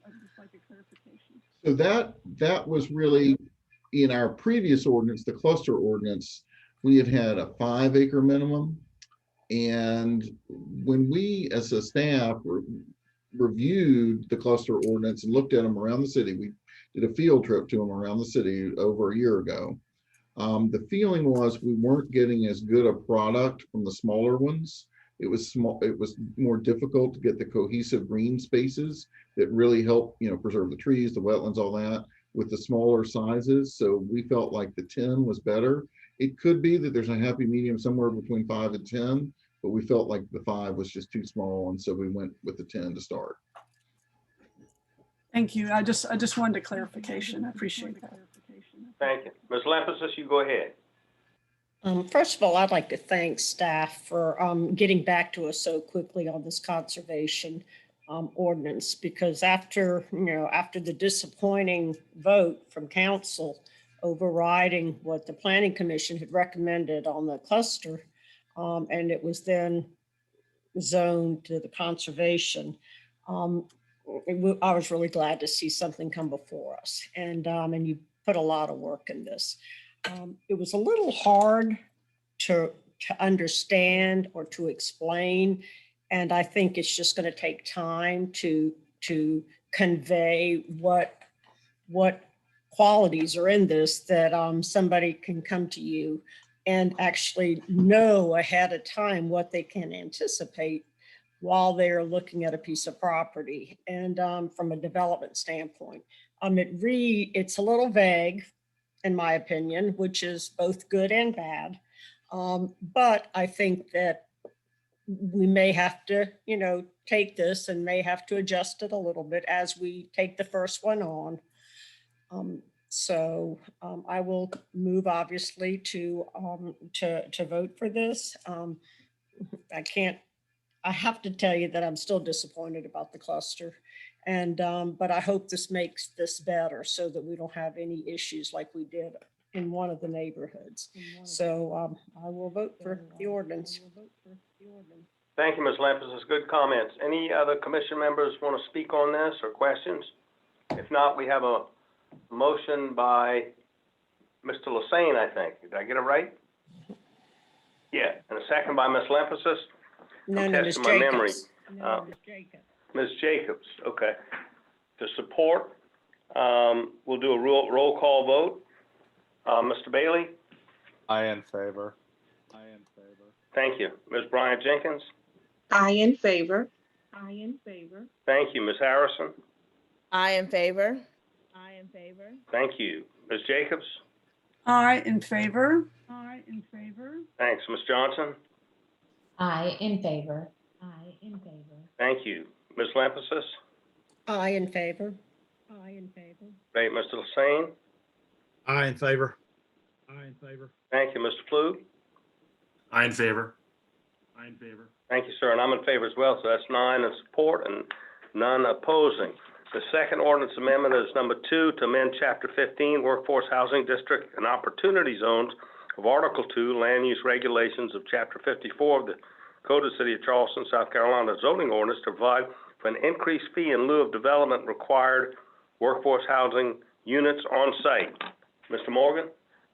Okay, and I am gonna turn to, I think Ms. Johnson is joining us, or Mr. McQueenie. Maybe it's Mr. McQueenie. Mr. Batchelder is out ill today and so could not be with us. And so Ms. Johnson or Mr. McQueenie are going to help us a little bit with giving you all an explanation on this ordinance. I'm seeing Mr. McQueenie here on our list. Is he available? Oh, there we go. Here we go, Mr. Queenie. Oh, yep. And Ms. Johnson's probably better to replace Mr. Batchelder. He may be irreplaceable. I've known him a long time. I know everyone else has too. I just wanted to go through, I did have some quick changes that were made by city council on first reading. And Christopher, if I'm allowed to share my screen, that would be great. My share. There we They're go. very, I think they're minor. A couple of them are just scrivener's errors on my part, not anything major. I'm getting my PDF open here. All right. PDF. And there we go. All right. Can everyone see a PDF document in front of you? And the first change, and this was not something that was changed by council. Council actually changed the definition of second generation properties. Let me explain this whole issue to you all. So the ordinance has changed twice, which you all probably know better than I do, but I'm still going to explain it. On January 10th, 2017, it changed. I think that was when so it was formerly a 15% workforce housing requirement and a $3.40 multiplier. When that was changed to what I call second generation properties, the multiplier went up to, I think it's $5.10 now, and it's a 20% workforce housing requirement. Because this is incentive-based zoning and it's a voluntary rezoning on everyone's part. I think the decision was made the first time we changed it to not penalize anybody who had already sought workforce housing zoning. So the first generation properties are those that were rezoned to workforce housing prior to that $5.10 raise and the 20% raise.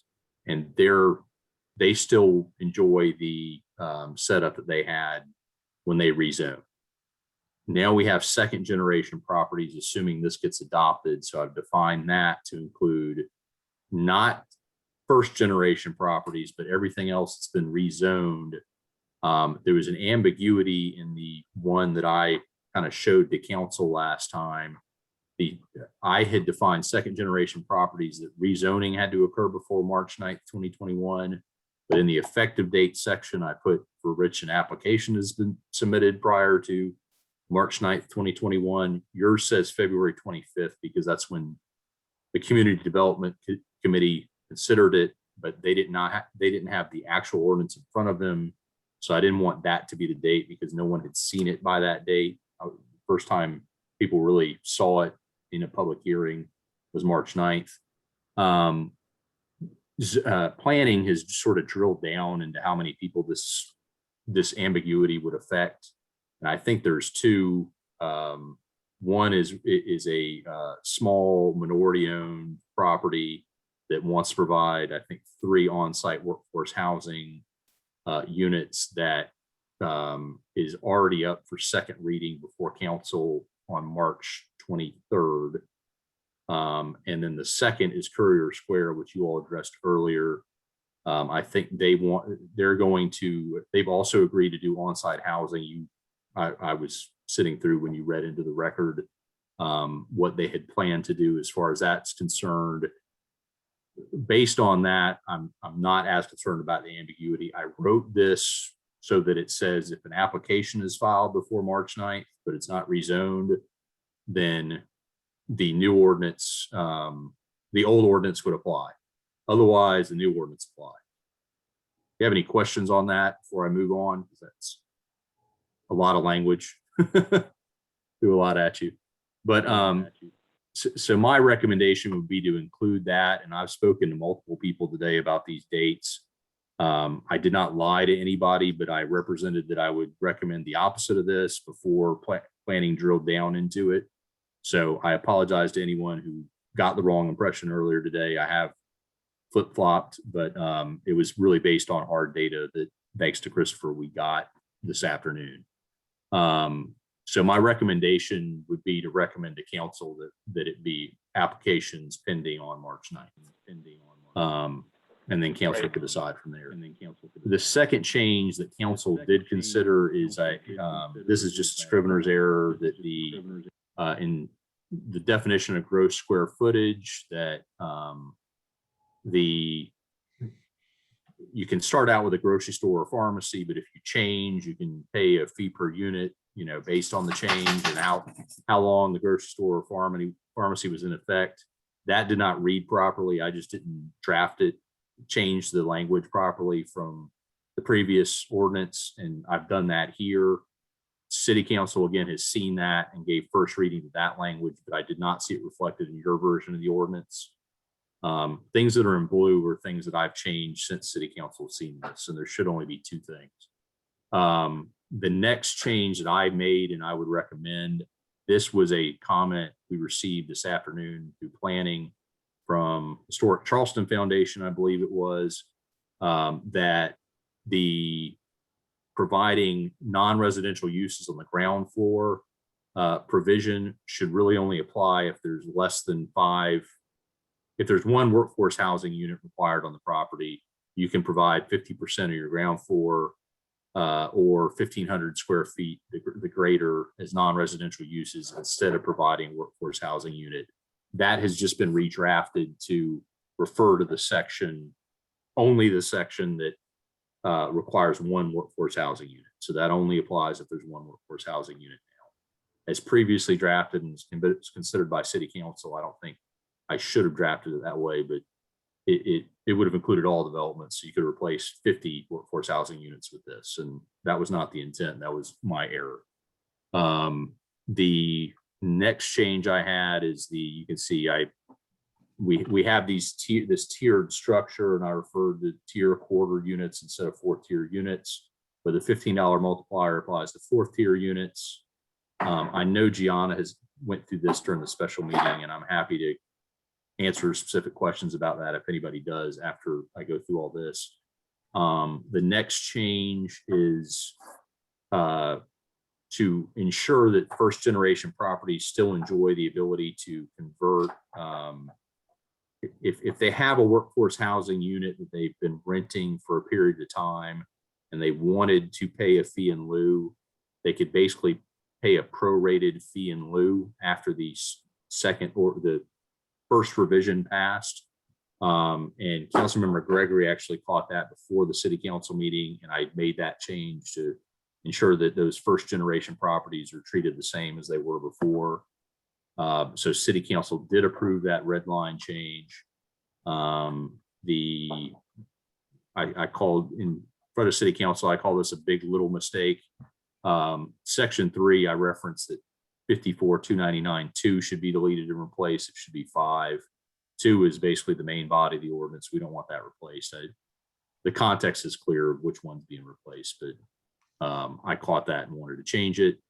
The other 2 are, again, relatively small changes. The Section 5, the effective date of the ordinance will apply to rezoning application which is received by the city on or after, any applications received on or after March 9th, 2021, the new ordinance provisions will apply. So I say pending ordinance doctrine, it's not really, there's no vested right to rezone, but it's essentially the same thing. The new ordinance applies to anything from first reading at council here on out, unless for whatever reason, City Council throws out this ordinance.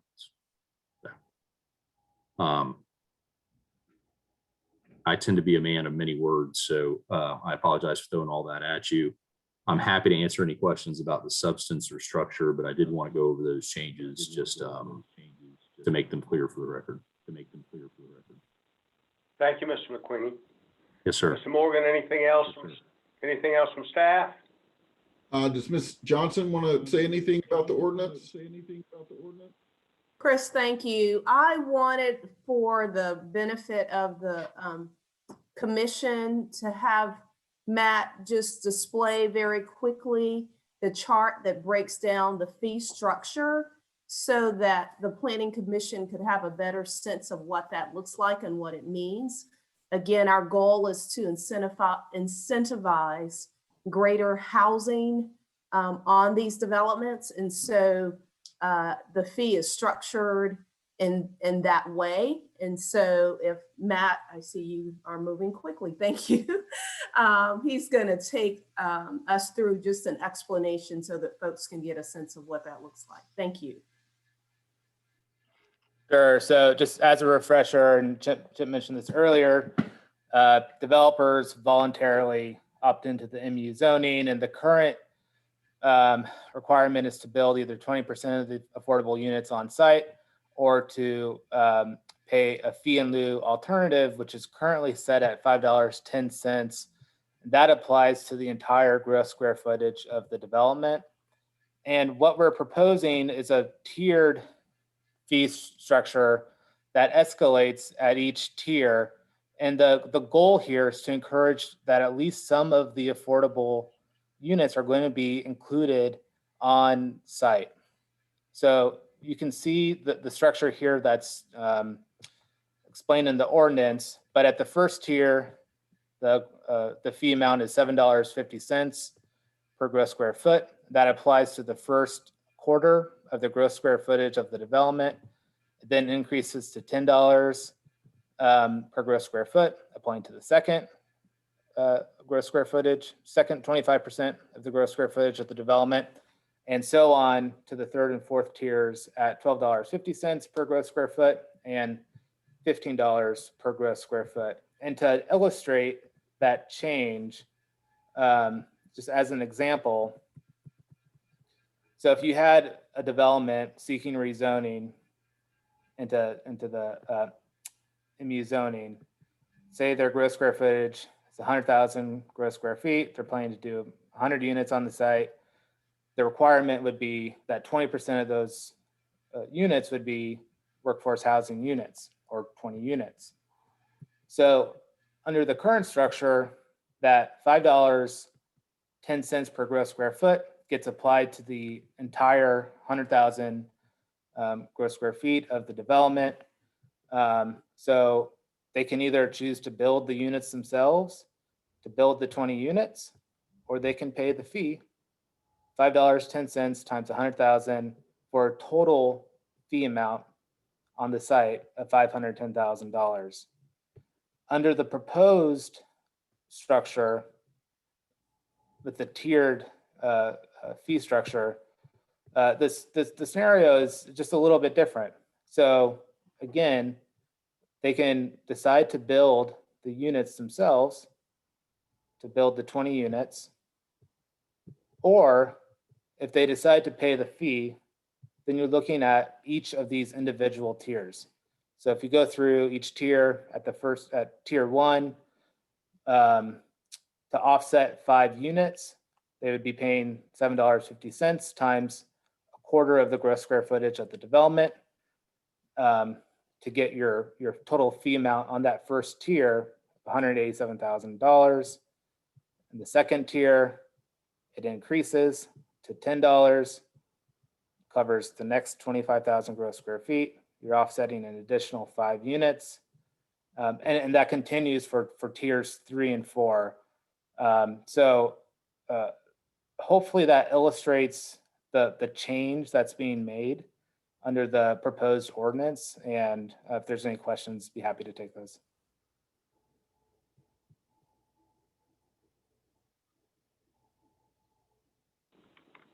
Thank you. Ms. Johnson, anything else? No, sir, I just wanted to thank Matt for that. I'm echoing, I apologize for that illustration. And hopefully that clearly shows the commission what I referred to earlier. If developers choose to, at this point with the new ordinance, build fewer units, the fee goes up. The goal would be, again, to increase the number of units or at least maintain a number of units on site to help with facilitating affordable housing. Thank you for your time this evening. Thank you, Ms. Johnson, and thanks, Mr. McQueenie, for your all's information. I think, Chloe, we heard from Councilmember Jackson on this. Is Ms. Drolet with us? Yes. Ms. Drolet, you go ahead whenever you're ready. Thank you, Mr. Chairman. Cashin Drolet, Historic Charleston Foundation. As has been said many times this evening, affordable housing is one of Charleston's greatest challenges and has approached a crisis level. Through our work with the Charleston Redevelopment Corporation and the Palmetto Community Land Trust, HCF is a committed partner of the city in addressing this crisis. Since it was created, MUWH zoning has been an important tool in the city's tool belt. However, as Ms. Johnson has demonstrated in her presentations this evening, since the MUWH zoning has not actually produced dedicated units in these new housing developments, the ordinance really has not the intent of the ordinance has not been met, and HCF feels strongly that it's time to revisit the ordinance and is supportive of a fee increase, particularly in light of the findings by community data platforms for the comprehensive plan, highlighting the city's dire housing needs, not only for workforce, but across the AMI spectrum. The ordinance before you this evening offers a creative approach, and HCF very much would like to see it move forward. However, it's critical that we get this right, and there's some questions and concerns we believe should be addressed. This tiered structure and hybrid approach is creative, but a little complicated. How will the city manage and implement this? The workforce housing units will revert to market rate after 25 years. This affordability period possibly should be extended in order to have a meaningful impact. Condo regime, parking, and other similar fees can be expensive and could render workforce housing units unaffordable for income qualified individuals. The ordinance should address this. Accommodations users pay the accommodations uses pay the current fee in lieu of $5.10 a square foot. Should that fee be tied to this increase? At a minimum, it should be linked to inflation as this ordinance proposes. And lastly, I'd like to thank Mr. McQueenie and Mr. Morgan for taking a look at that legal language on the top of page 3 of the ordinance. I appreciate you doing so. As I mentioned previously, housing is a critical issue for the city and of utmost importance to HCF, and we want to put all considerations on the table to ensure that we get a great and workable ordinance. Thank you. Thank you, ma'am. Do we have Mr. Turner with us?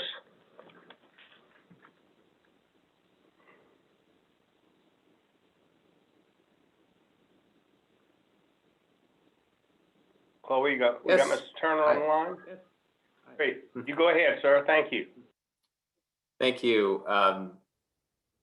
I'd like to echo those comments. We also want to commend Ms. Johnson for her leadership on making improvements to the ordinance. Clearly, this is one of the city's biggest and most impactful tools for addressing the housing affordability gap. But we have some real concern that the return on investment for this fee in lieu provision has been lacking. We noted city data showing that but for the in lieu of provision, we would have 381 workforce housing units. And instead, the city was only able to provide 28.3 units, given that it incurs much higher transaction costs for purchasing land and developing housing. So in light of this, private sector leadership is critical to ensure economic diversity in newer, denser buildings. And we clearly need model projects in the short term to address this housing affordability gap. And also to providing a mix of market rate and affordable units doesn't detract from, but rather enhances the brand of a development. In terms of the details of the draft ordinance, there's a couple provisions I wanted to draw some attention to. The community needs greater assurance that the covenant terms, in terms of the 25-year provision, are being effectively enforced and that the right applicants are getting placed in workforce housing that is being developed. And so one option would be placing the city in a stronger role as lessee of these units and encourage other creative approaches to make sure that we're actually getting people we want in those buildings: teachers, firefighters, policemen, etc. The second relates to the term of the covenants, the 25 years. We would, of course, like to see that provision extended. But in lieu, if that can't happen, the commission could urge for a creative approach for developers like the Courier Square, who spoke earlier, who appear to be electing to go above and beyond in terms of create permanent affordability. And we'd encourage the commission to look at how to provide and provide benefits for, incentivize more developers like that who want to do the right thing and make affordable housing permanent, which it should be. So thank you very much for your consideration. Thank you, Mr. Turner. I think, Chloe, there's 2 written comments in favor and then 1 just general comment. Would you read those into the record? Yes. Okay.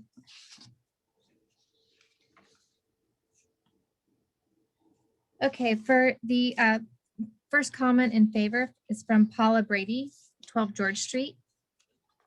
Paula says to raise the fee to the highest square foot level on developers. They have and will continue paying the low fee because developers make more money in selling non-affordable housing units. Charleston Historic Foundation is correct. Raise the fee developers will pay who continue to select the short-term problematic option. Then from Ledley Bell, 498 Albemarle Road, Unit 101. It needs to be tightened in every way, make it much more costly, raise fees and base it on inflation, and make it long-term. Period of affordability should be indefinite. And then a comment from Cindy Wofford, 8C Elliott Street, to mandate workforce units versus the fee in lieu option.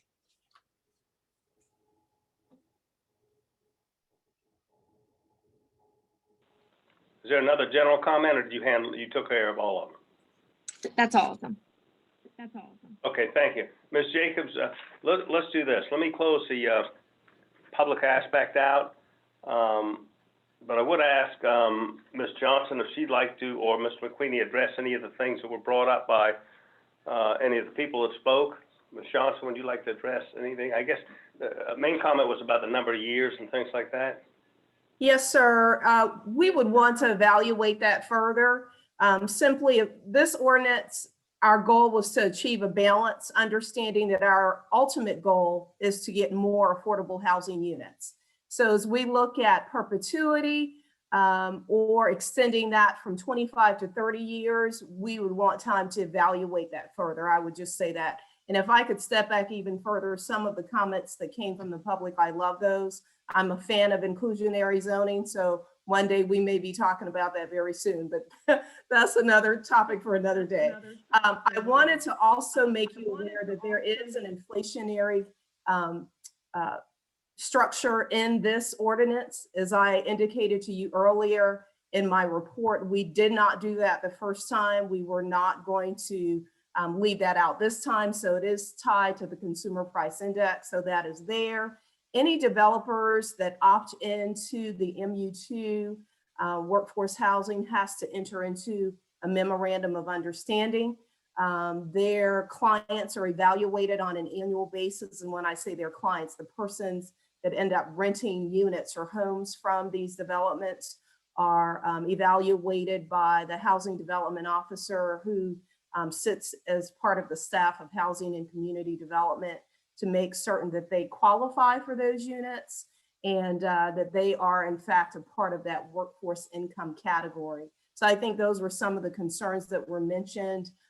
We are looking and evaluating, would need to stare at that perpetuity issue and that longer term affordability area, unless the commission has some specific recommendations it would have us consider this evening. Thank you. Thank you, Ms. Johnson. That'll close the public aspect of this out. Ms. Jacobs, you had your hand up? Thank you, Mr. Chairman. If Mr. McQueenie is available, if he could just explain to me the term pending ordinance doctrine, please. Yeah, so the pending ordinance doctrine applies, it's a rule of the common law. And the idea is that if you have, so when city council the rule is that when city council advertises its intent to change an ordinance, that the pending ordinance doctrine applies to prevent applications that contradict the pending and later enacted ordinance. So the idea is to stop people, you know, classic example would be you're going to change everything, you know, a district from mostly commercial to mostly residential back when everybody wanted, back when you had Euclidean zoning and commercial was favored and over residential clearly. People would rush to get plans submitted, complete applications submitted to get a vested right to their commercial zoning as a non-conforming use. And the pending ordinance doctrine was something created by the courts really to stop that from happening. So I always say it prevents a run to the zoning administrator to try to get around the new regulations. So here, what you're doing with the pending ordinance is ensuring that the new regulations apply to any applications, depending on what you recommend and city council ultimately adopts, any applications that were pending either that were submitted before March 9th or any rezonings that finally occurred to be March 9th. And it'd really be up to city council to resolve that issue ultimately. Thank you. I just needed. Yes, Thank you, Ms. McQueenie. Donna, do you have anything else?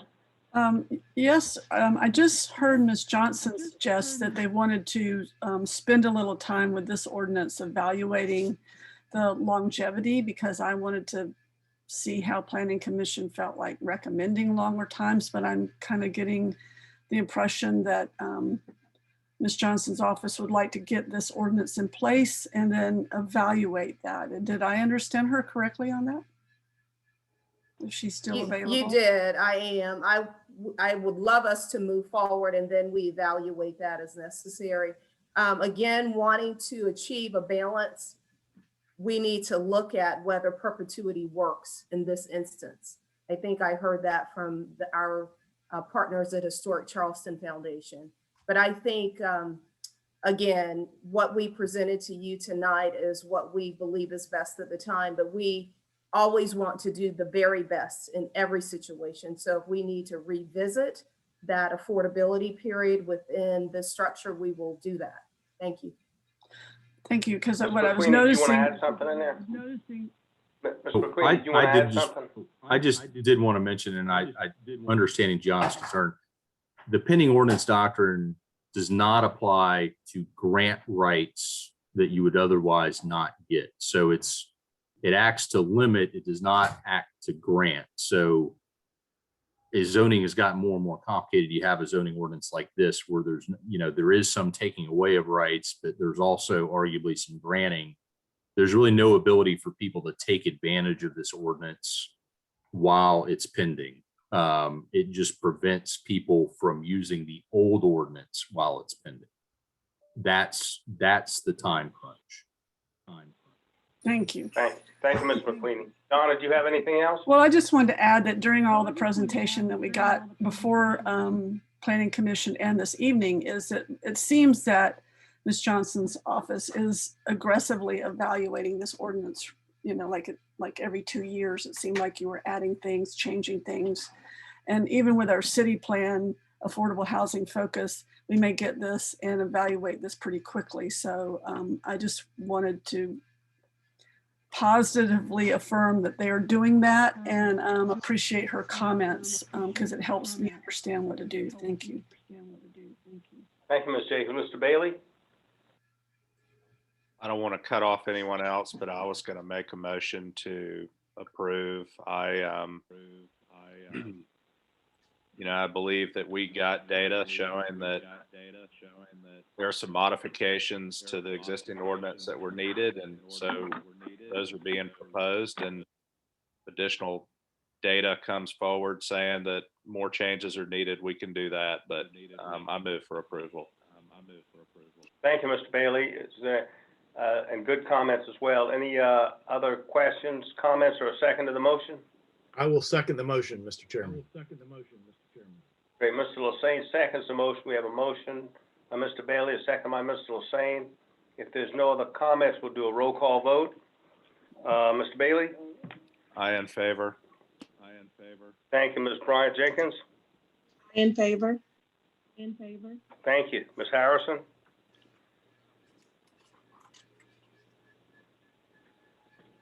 Ms. Harrison with us? No? Ms. Jacobs? I in favor. Thank you. Ms. Johnson? I in favor. Thank you. Ms. Lymphosis? I in favor. Great. Mr. Lassane? Aye, in favor. Thanks. Mr. Flug? In favor.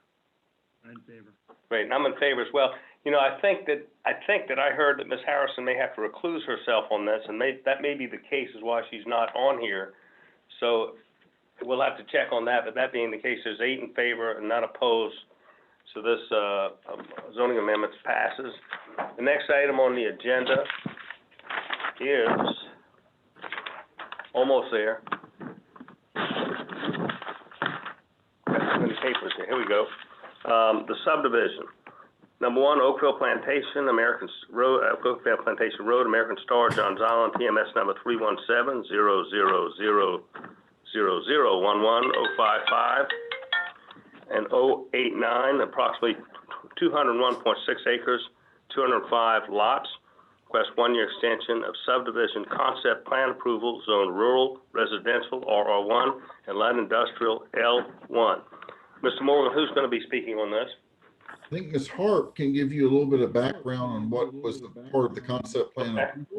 And then Mr. Doman, who And I think we're, will be representing the city and I think, on this, will also be able to give you some advice. Good evening. This one is an extension of a concept plan approval. We saw this last year. It was approved, the original concept plan was approved by the Planning Commission on April 18th of 2018. On June 17th of last year, it was approved for a 1-year extension until April 18th of 2021. And now they are seeking their second 1-year extension.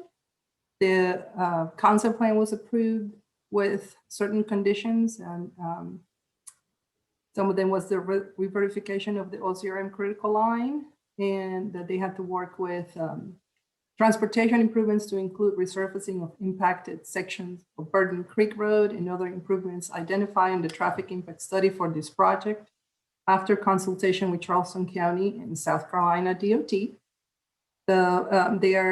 This approval is follow the section 54-962 of the City of Charleston zoning ordinance. It's shown on the screen if Christopher goes back to that, or Chloe. Since this is a extension of a concept plan approval, the city recommends approval.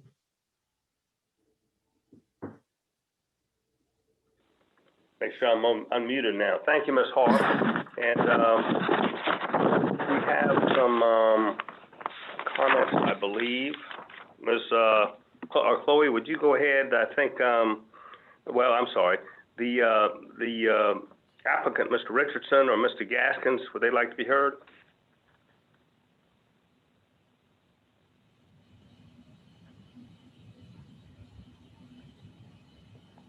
Yes, Chloe? they're both entering as panelists now. All right, thank you. Mr. Richardson, Mr. Gaskins, whenever you're ready. Yes, good evening, Mr. Chairman and Commission. Thank you very much for hearing us tonight. My name is Todd Richardson. I'm the landscape architect of record for the project. Presenting along to me with me tonight will be Brandon Gaskins, legal representation for the project. We are seeking our second of 5 available 1-year extensions on the concept plan approval. And we accept the continued conditions given by staff for their recommended approval. I'll be happy to answer any questions that you all may have. Thank you. Did Mr. Gaskins want to say anything, or? Yes, thank you, Mr. Chairman, members of the commission. I will be brief. I know it's been a long meeting. Briefly, just want to state that it is our position that under the applicable law, the applicant is legally entitled to a 1-year extension of the vested right unless there has been any amendment to the zoning code that would preclude any aspect of the approved plan. As you recall, last year in June, when we held this meeting, that was the position that we took, and ultimately the Planning Commission agreed with that. Since that time, there has been no amendment that would preclude approval of the plan. So we would ask that you grant this extension, and I'm also happy to answer any questions that you may have. Thank you, sir. Chloe, we have, Chloe, I believe we have two people in opposition. Since there's no one in favor, why don't we hear, if you have those folks available, why don't you put one of them on? Jason Crowley. Mr. Crowley, you go ahead. Very much. My name is Jason Crowley, Director of Communities and Transportation for the Coastal Conservation League. Well, as mentioned, this is typically a rubber stamp approval of the concept plan approval that was issued in 2018. I wanted to make sure that it was clear that this applicant has submitted an entirely different concept plan approval to TRC. And so it begs a legal question of what happens when you have two approved concept plan approvals for one site. They're essentially double dipping. And since they have not been working on this concept plan approval over this last year, they've been working on an entirely new one. We urge this planning commission to deny this extension and instruct the applicant to focus on the latest concept plan approval that they have submitted to TRC. Thank you very much. Thank you, Mr. Crowley. And I believe there's Mr. Zlogar. Is there just a letter from him, Chloe? Is that correct? No, Mr. Slogar is here to speak, but also there's a letter in the package for the record. Okay. So go ahead and put him on. Thank you. Can you hear me? Yes, sir. You go ahead, sir. Thank you. This is John Zlogar. I'm with the Johns Island Task Force here on Johns Island. As Mr. Crowley mentioned, normally this extension would be a formality, but nothing really seems to be normal with this subdivision. Whether it's the low elevation of the land or the fact that they're trying to do single family residential housing in a fire district, there always seems to be something unique. And now we have a request for an extension for a concept plan for the very same parcels that are going through the TRC process for a different subdivision. You have the very real possibility that there will be two approved concept plans for the very same parcels. It's time to address this issue and deny this extension request. Thank you. Thank you, sir. I don't think there's anyone else signed up to speak on this. Ms. Harp or Christopher or whomever, would they like to address a couple of the questions that were brought up by the people in opposition?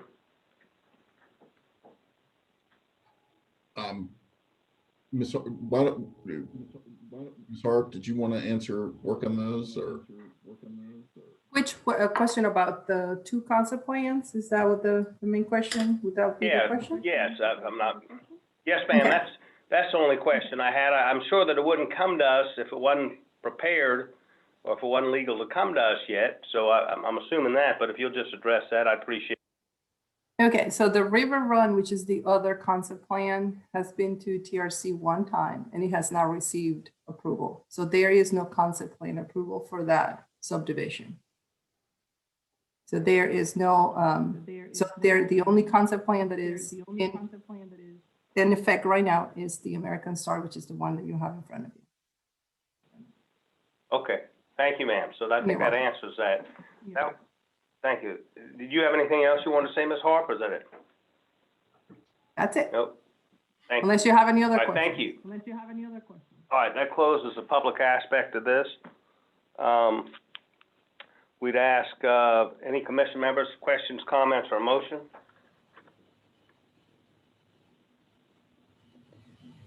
Mr. Chairman, Everybody, so. Go ahead, Mr. Lassine.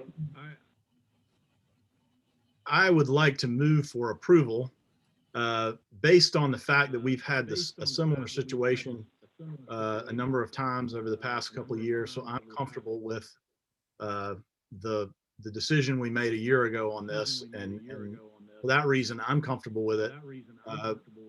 So I will move for approval. If there are other members of the commission who would like to get advice from our legal counsel, we're open to that, but I'm comfortable with moving forward, so I will move for approval. Thank you, Mr. Singh. I would like, Go I ahead. would like Other to comments, second, questions, or? Charlie, I'd like to second, Ms. Lampus, Mr. I'd like to second Mr. Lassane's motion. They have the right for a 1-year extension 5 times, and we can beat it to death, but that's what they have the right for. And we need to just stop discussing it and move it and approve it. Thank you, Ms. Lampus. Any other questions, comments? We have a motion and a second. If there's not, we'll go ahead and do a roll call vote. I agree with you. You know, we're not here to talk about the subdivision. We're here to talk about their extension. That's the only thing we're here to talk about, and they do have that right. So I'm going to do a roll call vote. Mr. Bailey? I would like to abstain. Okay. Ms. Bryant Jenkins? I in favor on the extension. Thank you, ma'am. Ms. Harrison? I in favor. Thank you. Ms. Jacobs? I'm going to follow Mr. Bailey and abstain. Okay. Ms. Johnson? I'm going to vote in favor. Aye. Thank you. Ms. Lampasas? I in favor of the extension. Thanks. Mr. Lassane? I in favor. Great. Mr. Flug? I in favor. Great. Thank you. And I'm in favor as well. So that's, I think 7 in favor and 2 that abstain. So that will pass that extension.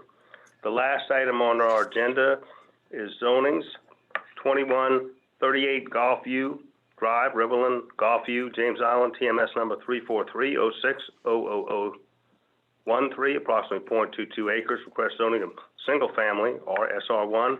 It was zoned R4 in Charleston County. Mr. Morgan?